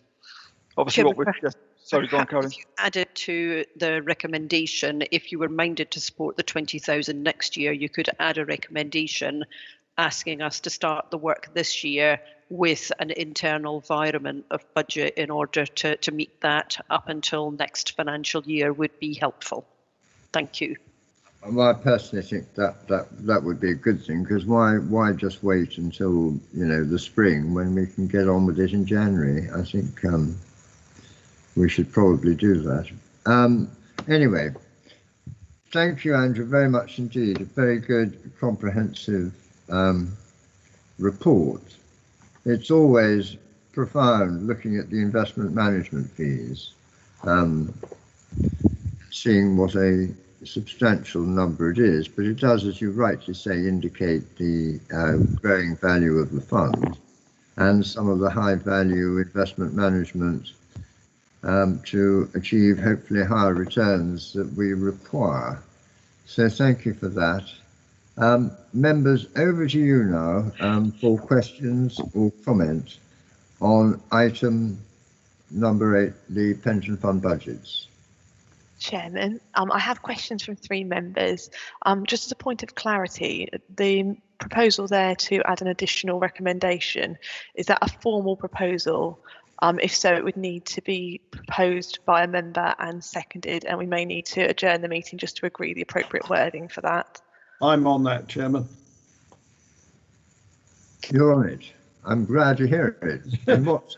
Well, that's why I put my hand up, and I think I was probably first there, Chairman. Certainly that second recommendation over additional communication, notwithstanding any of the other modifications which Carolyn has suggested that we might wish to consider, the phrase "consider if they wish" should I think should be removed from the recommendation, because either we are going to add or we are not going to add. We're not being recommended just to consider. We're being recommended to conclude. Right. Chairman, that was designed to indicate that it is for the panel and board to determine whether they wish to add 20,000 to the budget. That is not a recommendation to do so. It's a recommendation for you to consider and instruct us. Right. Okay. I stand corrected. Again. Councillor Joy, you're trying to be immensely helpful. You'll never be criticised for that. All right, just join the club. Moving on. Yes, Caroline, anyone else wishes to comment? Yes, so we've got Sarah Manchester and Councillor Corkery. Right, Miss Manchester. In Dr. Cliff Allen's absence, he did circulate to a few people. I'm not sure if he circulated it to everybody, but certainly to me, a paper which addressed a fair number of issues. But I think it can if I can just summarise what I gained from his paper, I think it comes out most usefully under paragraph 13, which is what we've just been discussing. I think that, and also I'll add my own view at the end of Dr. Cliff Allen's view, if that's okay. I think in summary of Dr. Allen's paper, he's basically saying that he thinks that communication with members does need to improve, but that's both ways, inward and outward. So we need to both invite and understand the members' views on the investments that we make for them. And we also need to explain to members how the funds are invested on their behalf, and that's particularly in relation to ESG and RI. And so he's saying that with regard to the suggestion of allocating this 20,000 to fund specialist resources, he supports that idea, but he also suggests that in order to know how much budget to allocate, then we first need to do some kind of scoping exercise and produce a specification to know whether this £20,000 is a suitable amount or not. So that's Dr. Allen's view, and I broadly agree with Dr. Allen, but my point is on top of that is that I think it's important to know what we intend to do ourselves as a result of the increased or improved communications that we're paying for with our £20,000 or whatever it turns out to be. So if we're going to use the findings to modify what we say and how we say it, perhaps through putting out FAQs and things like that to people on the most questioned things, then it's fine to act on the views that are provided. But if we're actually planning on making significant changes to our investment policy, then I think we need to more proactively go out and find out what people think, because otherwise we're just listening to the loudest voices, if you see what I mean. So we're listening to those people who might be part of a pressure group or whatever, and we're not listening to, we just heard how many tens of thousands of people belong to the pension fund, and we need to get a good cross section if we're going to think of their views of influencing our policies. So that's kind of Cliff Allen's and my views put forward. Yeah, well, thank you for that. I'm going to ask the Treasurer, Deputy Chief Executive, to respond to that. Yes, I mean, certainly, firstly, I wouldn't want you to think that communication hasn't been a matter that's been addressed over many years and has increased. Obviously, there is a lot of activity. This particular initiative is in response to the reality that although we communicate outwards, receiving communications inwards in response to that is a very, very low volume, and comments that have been made are absolutely correct. It's difficult, therefore, to work out what exactly are the views of the broad membership of the pension fund. So this is brought forward for your consideration. it's fair to say that 20,000 is a number that feels as if it would allow us to get started on an improvement journey. And the first step of that, obviously, is to compile a communication strategy. So looking at what are we doing to date? What could we do to improve the communications? What would be the landscape of opportunities? And then looking at the gaps and looking at what would it take to address those gaps. The intention would be to bring something back to the panel and board by way of an interim update, because I think it's something that the board would like to see regularly, as it is a new journey and initiative. And clearly, once we've got a better idea of what options and opportunities are available to us, then that can be brought back, particularly if it would have further financial implications for determination around funding. I hope that answers all of those questions in terms of what is the plan in order to try and take this forward as a journey and as an improvement initiative.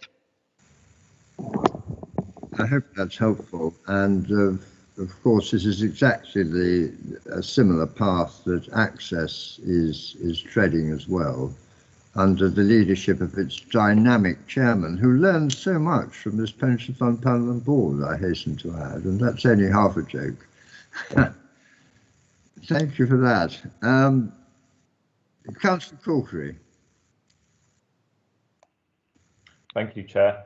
I'd like to reiterate, I think much of what Sarah and on behalf of Cliff has said, agreed with most, if not all of it. I think with the £20,000 that's being proposed, I do think it's important to have an understanding of what that gets us if we're going to put it into the budget. And as has been mentioned, whether that's enough or whether it's too much, we need to, I think, have an understanding of that. My thought would be before we kind of agree it or not. I also think, just to put a kind of further idea out there with regards to understanding the views of scheme members, something that may wish to be considered as part of an engagement or communication strategy, and forgive me, this may have been done before, I don't know, is some kind of survey of scheme members that takes a representative sample that we can then use as an evidence base to understand what people's views are. Rather than saying X number of people have contacted us, we could say X percentage of scheme members hold this particular view or are inclined towards this position with regards to ESG issues, which I think going forward is going to be could be a really valuable resource then for us making decisions on their behalf. So that's that one point. I've got two other kind of more minor points or questions, if I may. The first one is just with regards to staff. So clearly staffing is a significant part of the budget that's before us today. Are those staff employed by Hampshire County Council? Are they? They are. Yes. Yes. Okay. So they're subject to the local government pay freeze, for example. Yes. Yes. Okay. Okay, that's fine. Just wanted to understand that. And in terms of the governance costs, the report talks to the I guess the relative efficiency of the administration budget in terms of how it relates to other funds. I just wondered if we have an understanding of how the governance costs relate to what other funds cost as well. I don't have that to hand, Councillor Corker. I can take that away and check for you, but I've no reason to believe that our governance costs are out of kilter at all either, compared to other funds. Yeah, thank you for that. Caroline, do you want to respond to Councillor Corkery's early remarks, early points? Yes, and I fully appreciate the point you're making, Councillor Corkery, but we are in a bit of a chicken and egg situation in that the current staffing resource across the pension fund does not include specialist communications colleagues. Therefore, whilst good efforts have been made over the years to look at communications approaches, we do not have specialist advisors to support that work. And therefore, if we don't agree a budget, then I won't be able to bring specialists into the team to help support that move forward. So I think it's one of those that you know, we either want to start the journey and bring regular reports back, or we're going to be kind of stuck where we are, I'm afraid. Yeah. Councillor Corkery, do you want to respond to that? Just very briefly, Chair, I take that point, and I appreciate you've got to start somewhere. So yeah, I think perhaps as long as we're acknowledging that this is, the first step in the journey, that then perhaps we'll come back and revisit the wider strategy and any costs associated with that. Chairman, clearly we would not spend anywhere near the 20,000, I wouldn't imagine at all, without bringing you the first update. So we would be very conscious of that fact by way of reassurance. Thank you. Chairman, is it okay? Can I come back on the governance cost? So the team have just been checking that out for me. So our governance cost in 1920 was £4.04 per member. The average for LGPS funds was £12.21. So as I suspected, we're at the lower end, and that makes us the 10th cheapest out of all 87 funds. And some of that, of course, will relate to the size of the fund in any event in terms of total investments and the type of investment, because that will also impact on the fees. Thank you. Okay, that's very helpful, very interesting too. I have further points and hands up. Caroline, would you like to advise me which order they are in? Thank you. So Councillor Tennant was next, followed by Councillor Dowden. All right, Councillor Tennant. Thank you, Chair. Yeah, I welcome this addition to our budget. Quite often I get constituents contacting me about various issues to do with climate change, etc., which now comes under the banner of ESG. Whenever I get especially complicated inquiries, I like to source my information by pointing them to places on the County Council's website. I find it very frustrating that the constituents come to me about issues that we're covering. I'm very happy with the progress we're making on our panel, with access as well, with respect to ESG. But residents aren't quite seeing it, I think, and I believe it's because when they come back to me about what they've read on the County Council website, it's very technocratic, and I don't think they're quite understanding it. So I welcome this addition to the budget. If we could make what we're doing less technocratic, more in plain English, to show people that we really do care about our investment. So I just wanted to say that I do welcome this. I do see it as a first step, because we don't really know how much it's going to cost to spend time making our web pages on ESG issues and others really easier to understand by the general public.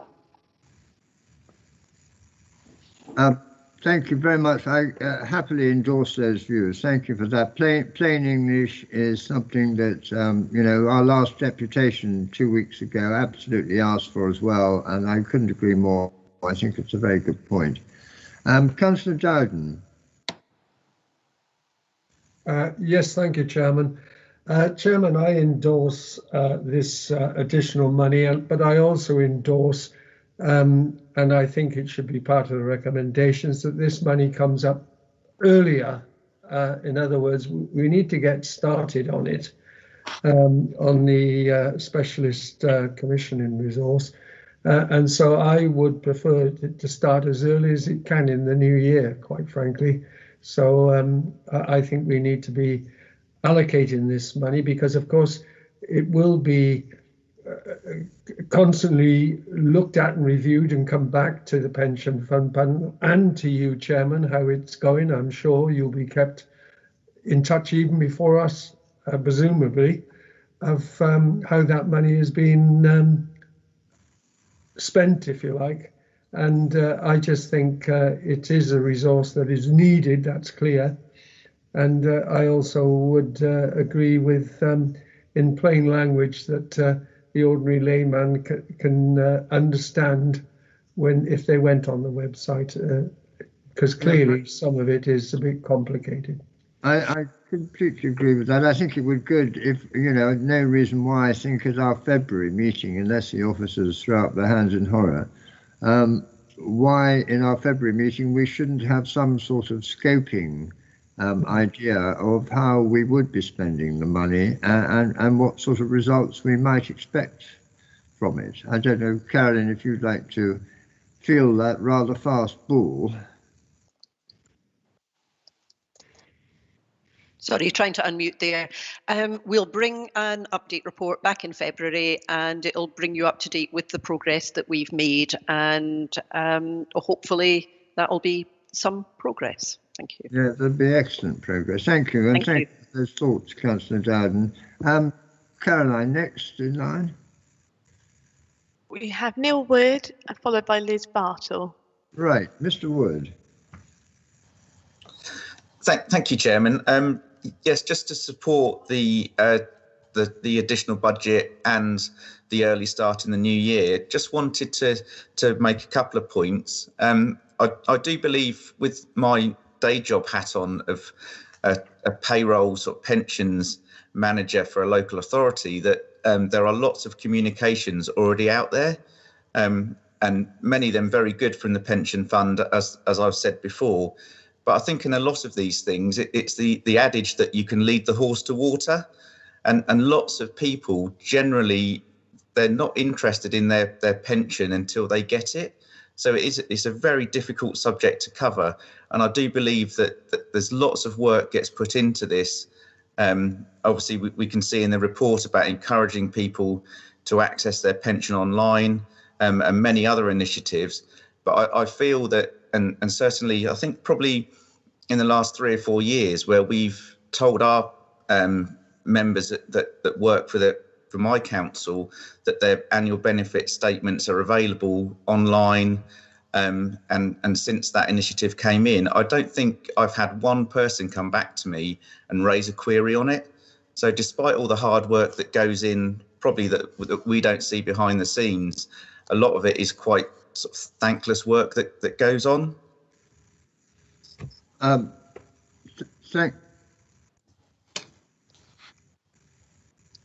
think you've frozen, Neil. You're still with us?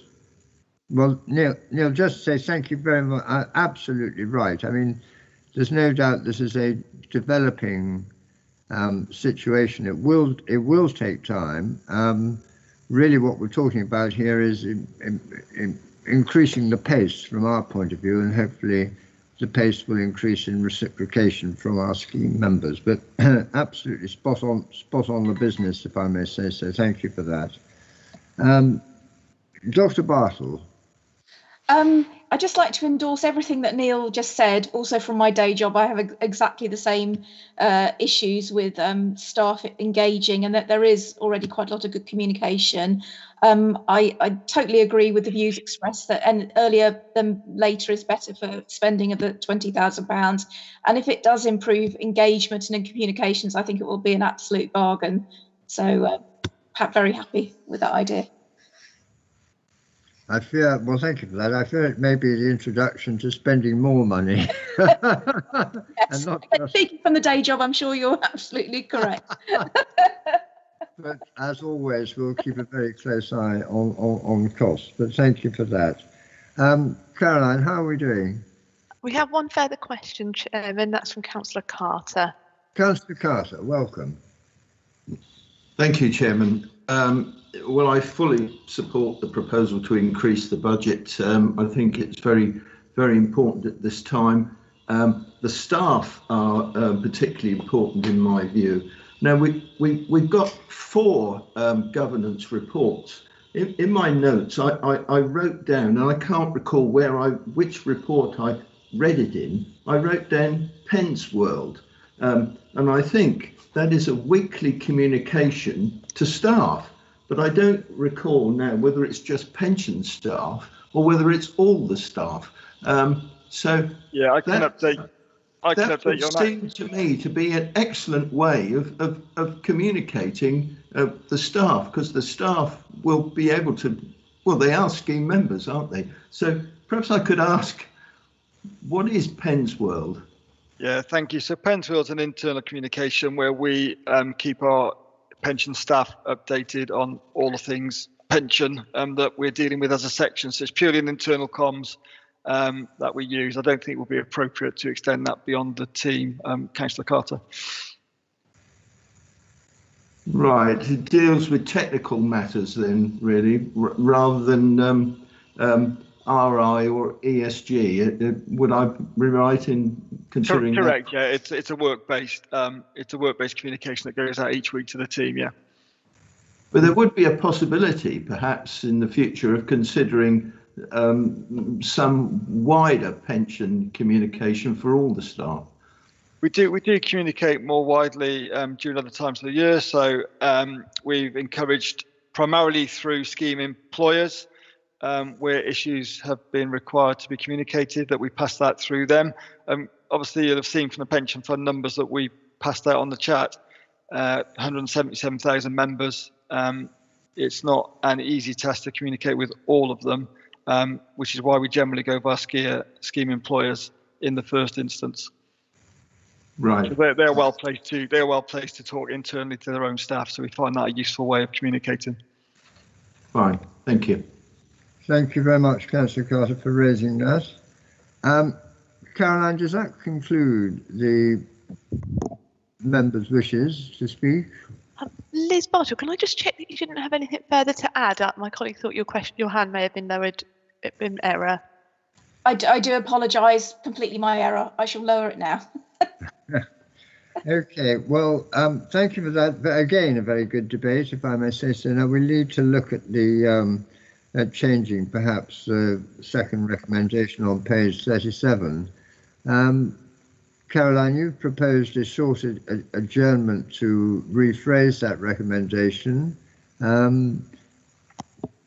I think, Caroline, have you got a view?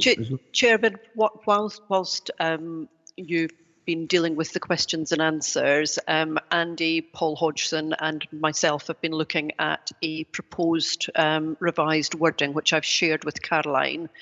Caroline, how best do we proceed? Do we put that into the Teams chat, allow colleagues to look at it and to consider it, or how would you like to handle that? I think it might be best if we did just briefly adjourn the meeting. Perfect. My colleague can then bring that up on screen to make sure everyone can see it, and then we can return to the meeting and look at proposing that. So how long adjournment would you need, Caroline? Probably something in the region of around 5 minutes. All right, well, should we make it, I think it would be nice for perhaps members to have a comfort break anyway. So I'm just going to consult the absolutely correct time, 11:45. Should we reconvene members at 5 to 12, 11:55, maybe reconvene? And Caroline, can we keep this this Teams link open and the webcast running, or what? We'll ask now for the webcast to be paused, Chairman, and then can continue the meeting running for any discussion out of the public arena. Thank you. I'll just wait for confirmation.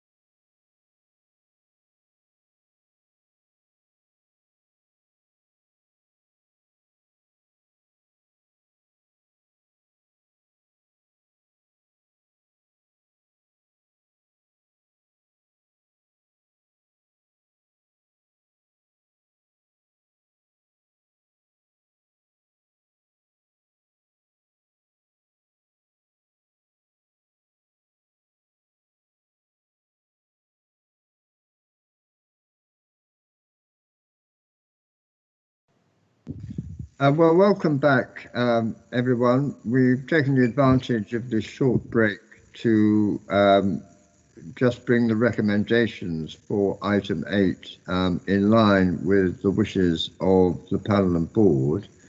And I'm now going to ask that revised recommendation 2 should be put up on the screen so that members of the public may see it. Thank you, Chairman. We'll bring that up momentarily.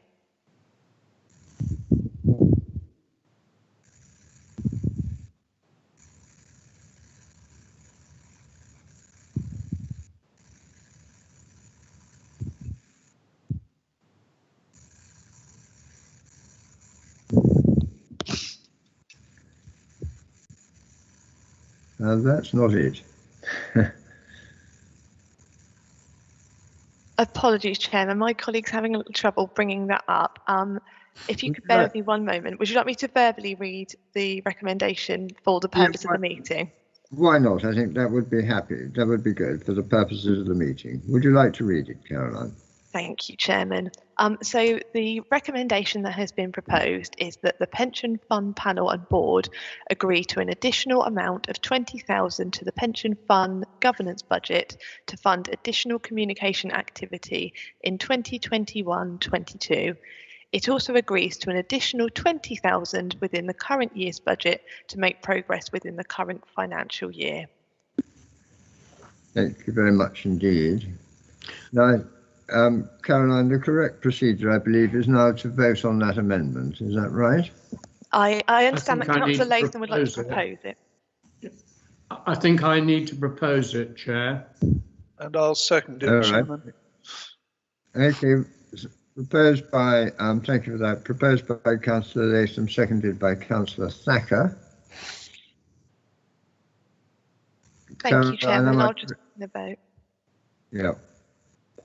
We're now going to vote on the amendment.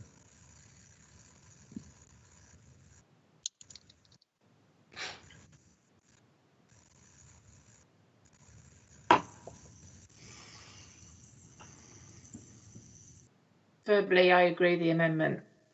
I was just going to ask you, Ms. Manchester. Thank you very much indeed. You've got your voting first. Right. The voting panel is in front of you. Pop-up vote is in front of you.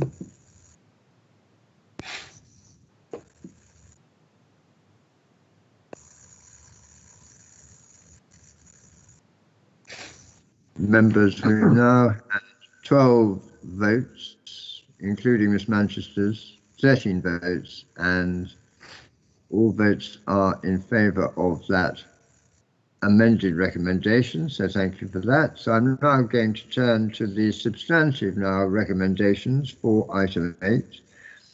Recommendation 1, that the budget shown in the Appendix 1 for the Pensions Fund for 21-22 is approved.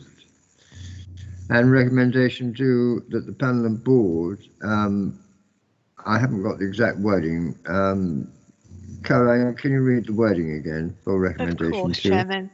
So recommendation 2 is that the Pension Fund Panel and Board agree to add an additional amount of £20,000 to the Pension Fund governance budget to fund additional communication activity in 2021-22, and also agrees to an additional £20,000 within the current year's budget to make progress within the current financial year. Thank you very much indeed, and I'm now going to put that to the vote. Ms. Manchester, would you like to record your vote? Yes, I support both recommendations. Thank you. Thank you very much. And other members who have the pop-up voting panel?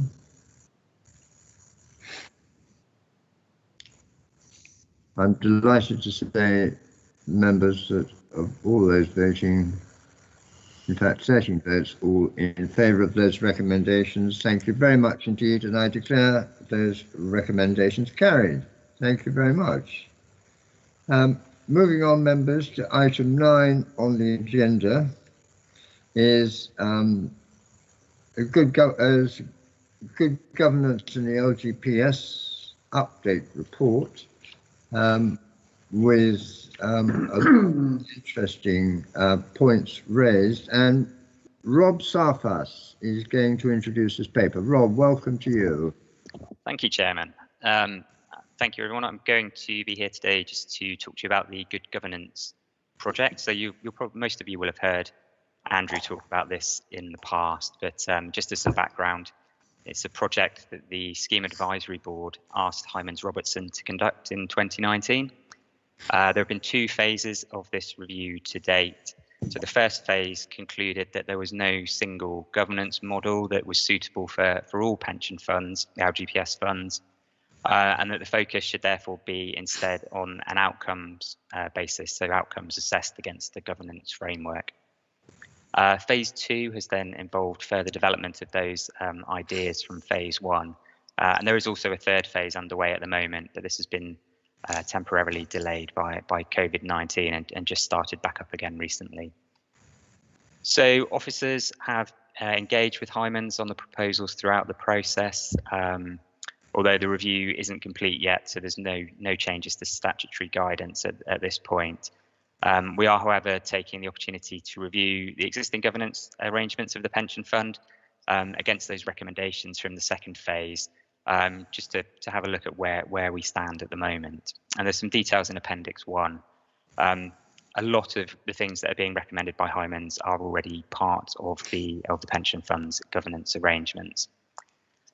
There are a couple of things that we can do now, which are just really about making it clearer where we publish information relating to governance, specifically on training and scheme representation. So the training policy was included in the training report that you received in September. And so today's report just presents this again separately for your approval for publication as a separate policy, specific policy on training that we can put onto the pension fund's website. On representation and the constitution of the panel and board, clearly there was a significant discussion on that earlier on in the meeting. The representation policy that you see in your reports pack, this has been prepared to put the existing approach that we have into a simple document for publication, again on the pension fund's website, so that it's easy for interested parties to access. And this ties back to things like the County Council's constitution. You've also received the governance policy statement and the governance compliance statement, which are both in the appendices. These documents have to be reviewed annually, so they again are here for your approval today. The final thing that I'll say is it's been pointed out there's a slight amendment that's needed to the representation policy as you see it today. This is just to make sure it ties back properly to the existing documentation, and it's just under the unitary authority representative section. So there's a section in brackets that says that this will be from September to August, and that part in brackets needs to be changed to say in line with municipal year, with the new appointment made each year at the County Council's annual general meeting. So I just find that in the report for you, and I can flag where that is in terms of page numbers. This is on page 59 spills over onto page 60 of the reports pack in Appendix 2, just underneath the colourful diagram setting out how the representation works. So that was everything that I was going to highlight from the report, but I'm very happy to take any questions that you have. Thank you. Just thanks, Rob, very much. Just on that, this is time when it says a representative seat will rotate between the 2 cities each year from September to August, and yet you're suggesting that the nomination should be gazetted at the annual meeting, which is in May, of course. Yeah, so I've been advised by our colleagues in Democratic Services that that's the specific wording that's in the policy at the moment. So we need to make sure it's consistent in this version of it, really, that we're putting up on the website. So what are we saying, that the rotation will take place in May or September? Rotation is approved at the annual general meeting of Hampshire County Council, and therefore the change will happen at the next pension fund panel and board thereafter. And Chairman, just to reassure, that is the current approach and has been for many years. So that's what happens just now. But for our friends in the two unitary councils, will that mean that they will need to furnish a name in May at the AGM? Yes, Chairman, that is correct. Our democratic services deal with requesting names when they're due to be changed, and actually it means that as elections are always in May, it means that individuals put forward run for the full year rather than as having changes if there are elections, which could have happened with the September start. Yeah, understood. Thank you very much indeed. It clears that one up. Well, members, it's a very interesting paper. I mean, obviously, one's pleased to see in Appendix 1 the numbers of full compliance, and one is mindful that Phase 3 is still to come. Rob, any thoughts on Phase 3 in terms of complexities or difficulty with complying, or are you reasonably confident that we'll be all right there? So two of the key things that are being looked at under Phase 3 are the some of the performance indicators and how the sort of an external review of the governance of each different fund takes place. So I think we'd obviously have to wait and see what comes out of that. But given the governance arrangements that we have in place already, hopefully with that peer review process, we should be in a good position to approach that. Yes. Is this going to presage any change in as far as our relationship with the access pool is concerned, do you think? I wouldn't have thought so. No. Good.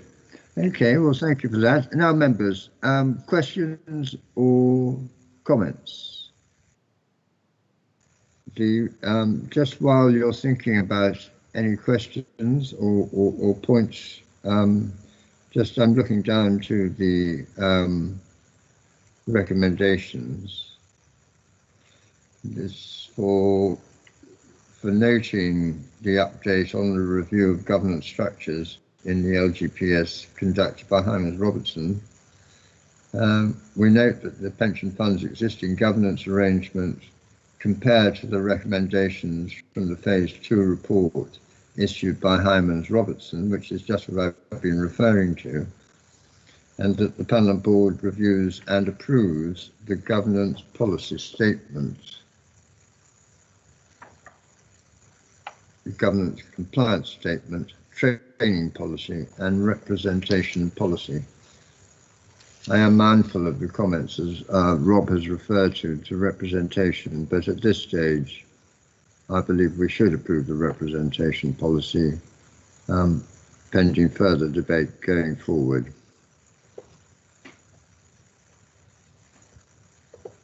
Now, members, I can't see any hands up. Caroline, can you see any hands up?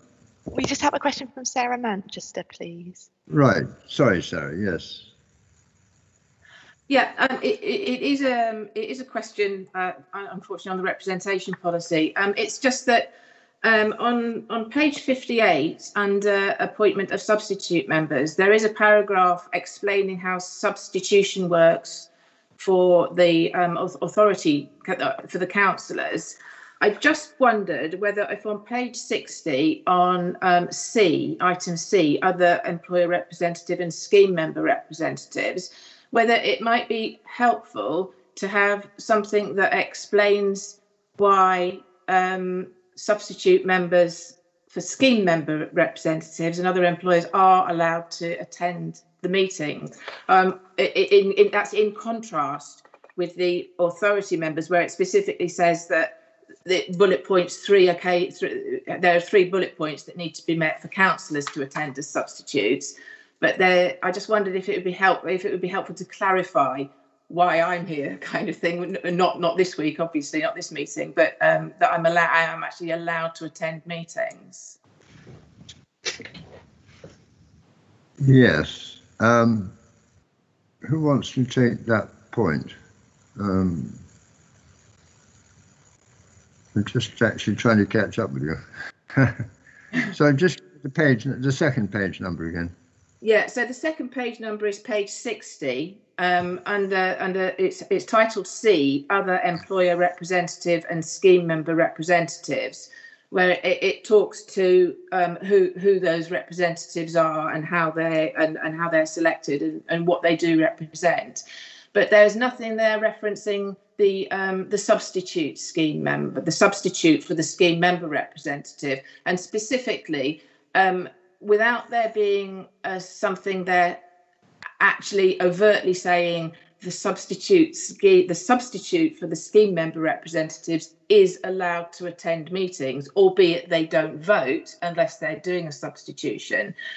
You might think that the same rule applies as under the heading substitution on page 58, which says that substitute members may attend meetings in that capacity only to take the place of designated scheme and employer members, etc., etc. So on page 58, it's kind of implying that substitute members can only attend under certain circumstances. Chairman, if I can maybe answer that, Sarah is absolutely correct. I think there is a need for an amendment and redrafting to make it absolutely clear in terms of the substitution, that all substitutes are welcome at all meetings and are welcome at all training sessions, and they formally substitute where they are covering for their colleagues, but when in attendance, they're welcome to do so. So we will tidy up that wording throughout the document to make it absolutely clear and concise. Thank you very much for raising that. It's an excellent point, and our oversight. Apologies. Thank you. Yes, thank you for that. Yeah, I do see the point. I think it's, mind you, I think the system is excellent, whereby the substitutes, if they are actually voting substitutes, are, completely trained and versed with what's going on in the same way that everyone else is. So it's very healthy, really. Thank you for that. That will be done. Caroline, anyone else? We've got no further questions, Chairman. Any comments then, members, on the paper? No? All right. Caroline, I'm now going to turn to the recommendations on page 43. I have just read them out, so I'm not going to read them out again. There are those three recommendations. And Caroline, would you like to move to the poll?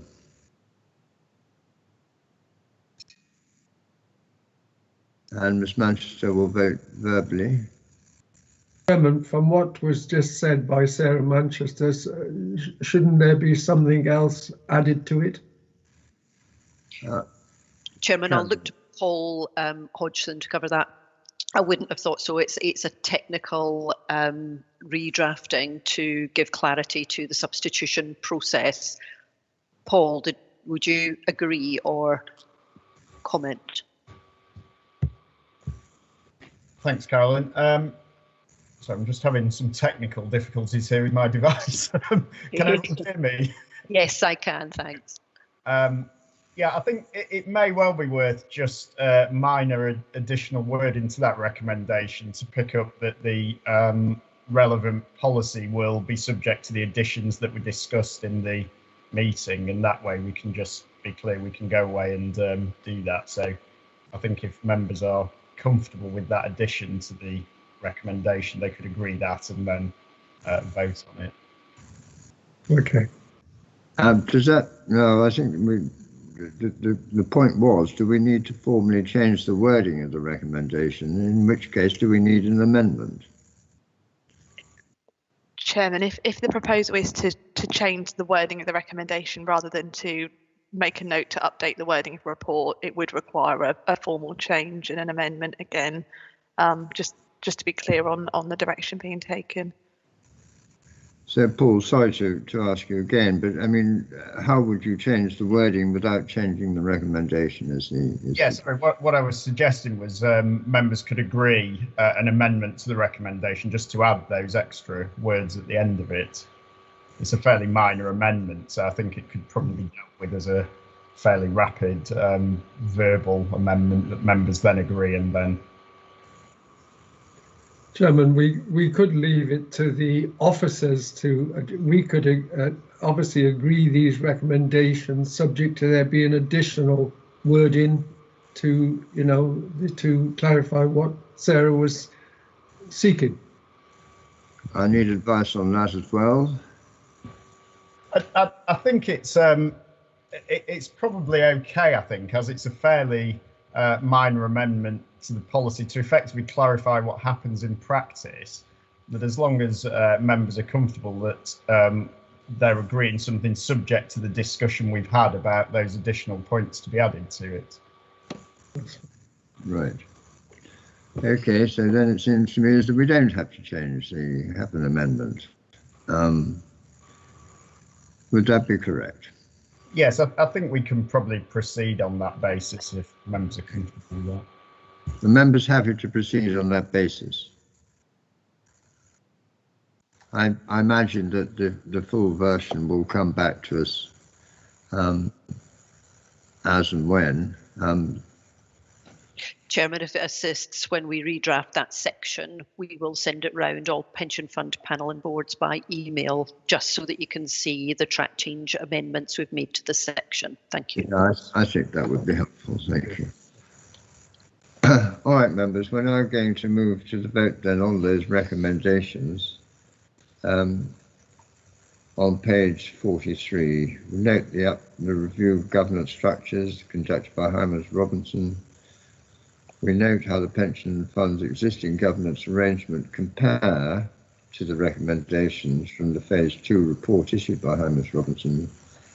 We reviews and approves the governance policy statement, governance compliance statement, training policy and representation policy. Members, I'm going to ask you to vote now. Ms. Manchester, you're going to vote verbally. Yes, I support those recommendations. Thank you. Thank you very much. Chairman, I think we actually had already voted and concluded that prior to your request. Yeah, I know one person has voted against, Mark. One has voted against, yes. Oh, anyway, I have 92% in favour and 8% against. All right, members, I declare those recommendations carried. Thank you very much indeed.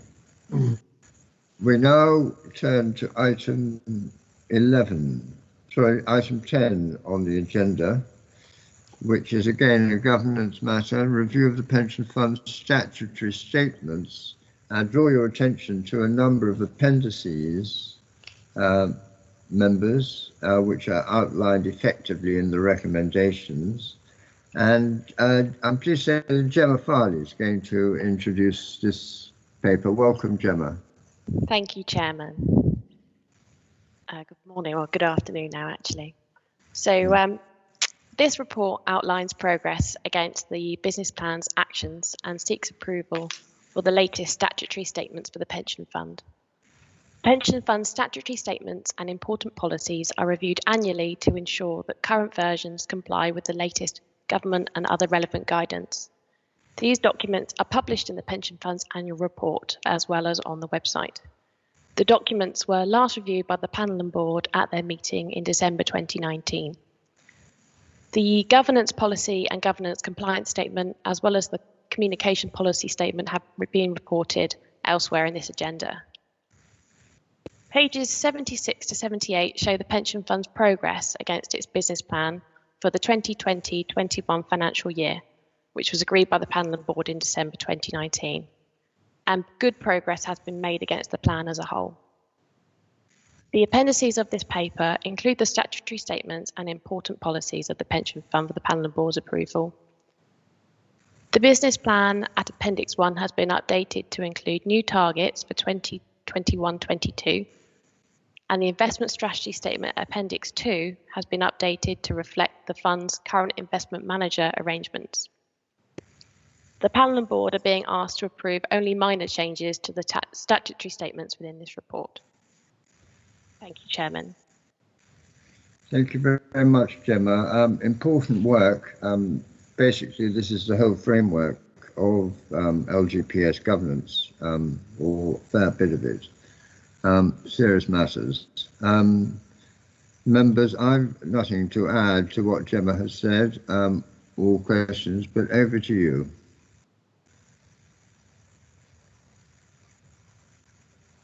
There are no hands raised, Chairman. Okay, well, thank you for that. Members, the recommendations are on page 75. This is going to require a poll. I'll just take you through the recommendations. First one is that progress on the business plan's actions be noted, subject to any amendments the Pension Fund Panel and Board may wish to make. The updated business plan Appendix 1 be approved. 2, that the updated investment strategy statement Appendix 2 be approved.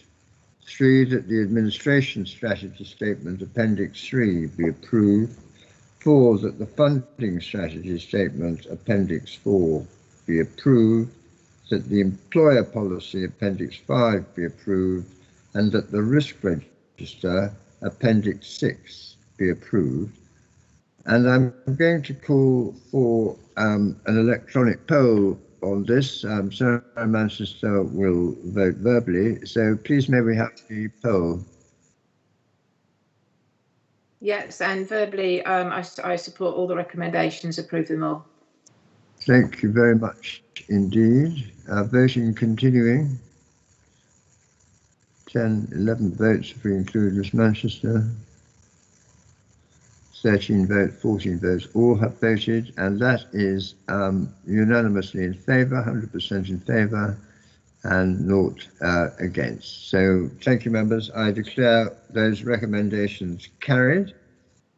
And moving on now to item 11, which is the pension cash monitoring report, an annual cash investment strategy 21-22. And I draw your attention also, members, to an item on a similar subject in the exempt part of the agenda. It's exempt because, of course, it contains actual figures and names of banks, which is considered to be sensitive information. Members, I'm going to ask Gemma Farley to introduce this report. Thank you, Gemma. Thank you, Chairman.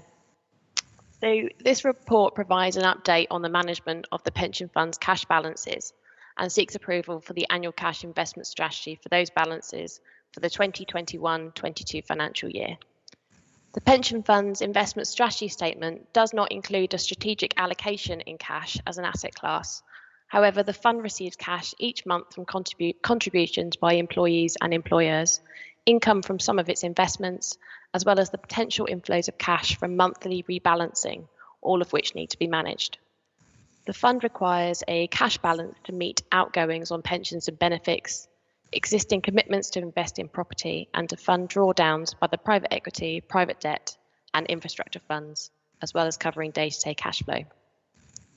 The pension fund's cash investment holding was just under £180 million at the end of October 2020, which represented around 2% of the pension fund's total value. The weighted average return on the pension fund's cash investments at the 31st of October was 0.06%, which should be considered within the context of a UK base rate of 0.1% and the current wider economic circumstances. A full breakdown of current investments is provided in the exempt appendix. During the current financial year, the panel and board agreed to tactically use its cash balance to ensure that the protection element of the investment strategy, made up of cash and index-linked gilts, was at least 22% of the pension fund's total value, to protect the fund from the increased risk of an overexposure to equities. This entails rebalancing the fund on a monthly basis by selling UK passive equities for cash to top up the protection element to 22%. UK passive equities are no longer part of the pension fund's strategic asset allocation. This has resulted in just one redemption, and this was just over £99 million of passive equities to cash, which at the time increased cash balances substantially by 89%. In all other months, there has not been a requirement to rebalance, as the total of cash and gilts equaled at least 22% of the pension fund. Looking forward to 2021-22, the annual cash investment strategy is mapped out from paragraph 28 and has been prepared with the advice of Treasury Management Advisors Arlene Close. On the 1st of April 2021, it is expected that some employers will choose to prepay 1 year's employer contributions. Currently, it is not clear what the total impact of this income will be on the cash balance, and so the limits in this cash investment strategy will be reviewed once there is further information available. It may be required that a set of temporary increased cash limits be agreed for a few days to allow the appropriate management of the higher balances as a result of this prepayment. I thought instead of taking the panel and board through the entire cash strategy, I would just point members to the changes in comparison to the current strategy. So regarding the management of cash, the cash limits have been increased in comparison to the current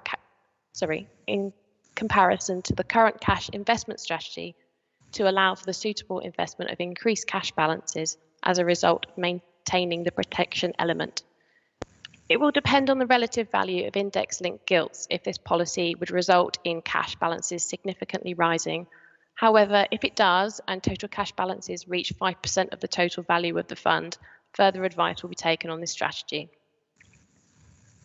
Arlene Close has recently amended their advice to remove the portfolio upper limit of 50% on all money market fund investments.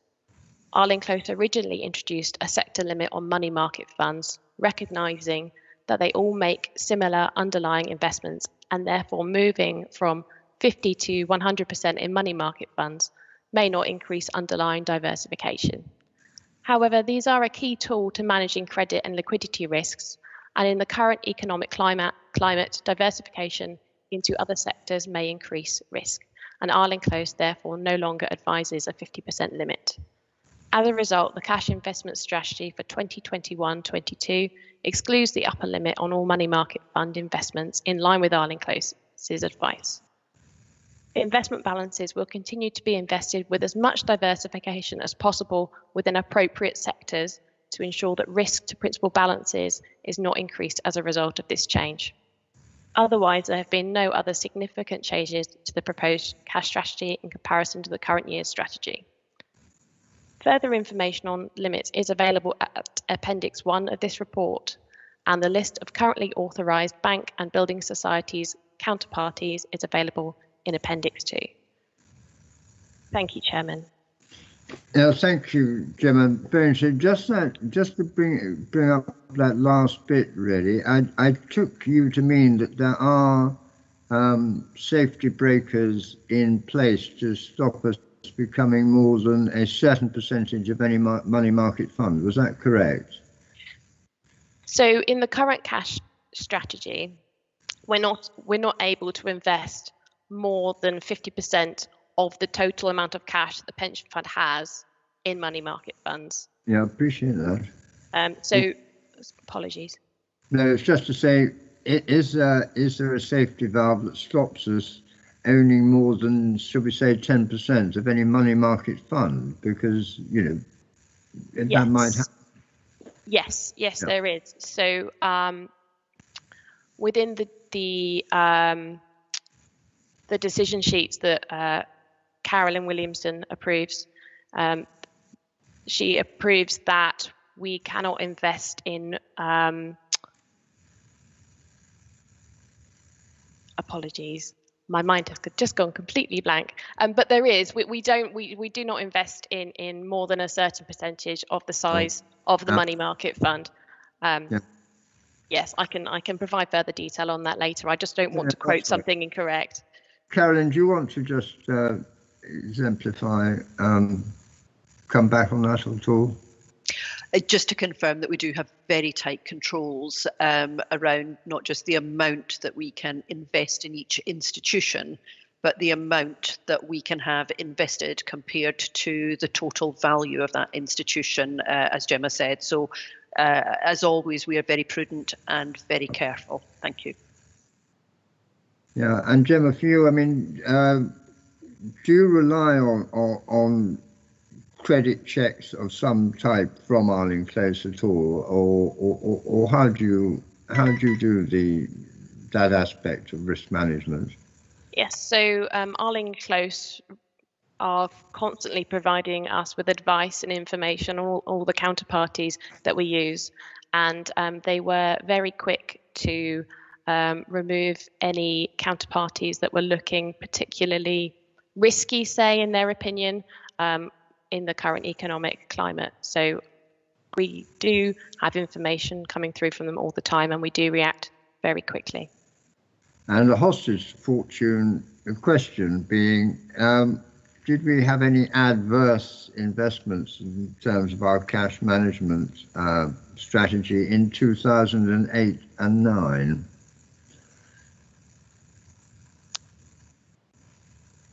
I'm not completely aware, Chairman, as I wasn't in this position in 2008, 2009, but it's something that we can look at and bring back if that would be helpful.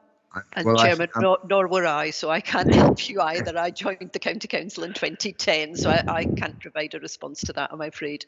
Yeah. Well, like all good chairman, you normally ask a question where you expect a favourable answer, actually. I think I'm right in saying that it held up well, but there you are. It would be nice to know at some stage, actually, because, I mean, there could have been no greater stress test, I guess, than what happened in 2008-9. Members, over to you for any questions or comments on the cash management monitoring report and strategy. I don't have it. Apologies, Chairman. I would just like to confirm that I haven't got any hands raised at the moment, but I understand that Councillor Corkery has had to leave the meeting. Am I right in understanding that Councillor Barnes-Andrews would now pick up that vote in his stead? Oh, absolutely, and that would be welcome. I think Councillor Carter has all... No, Councillor Carter's still here, I think. Sorry, Councillor Corkery has had to go, yeah. So yes, Councillor Barnes-Andrews is now the voting substitute. Members, well, as I say, an interesting report, good housekeeping report. I don't have any particular elements to question or comment on. As I say, there will be an exempt paper in part 2, which often does interest people, where you can see actually, you know, the individual identities where we lend money. Members, if there are no questions at this stage or comments, I'm going to move you to the recommendations, thanking Gemma again for her report. The recommendations are on page 185 of your order papers, that the annual cash investment strategy for 21-2 be approved, that if the annual cash investment strategy referred to above is approved, that it be implemented from the date of this meeting for the remainder of 2021, that the Director of Corporate Resources be authorised to manage the fund's cash balance in accordance with the policy set out in this report, and I'm going to call for a poll on this series of recommendations. And verbally, yes, I agree, all 3 recommendations. Thank you very much indeed, Ms. Manchester.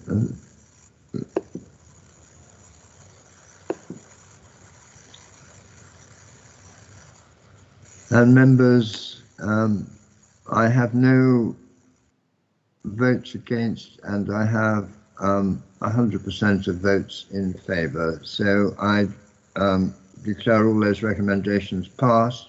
Thank you very much indeed. Members, I'm now going to come to item 12, which is the exclusion of the press and public.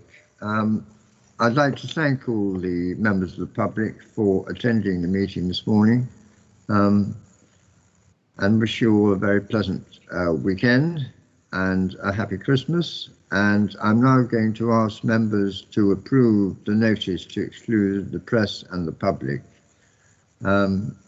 Members, would that be approved? Agreed.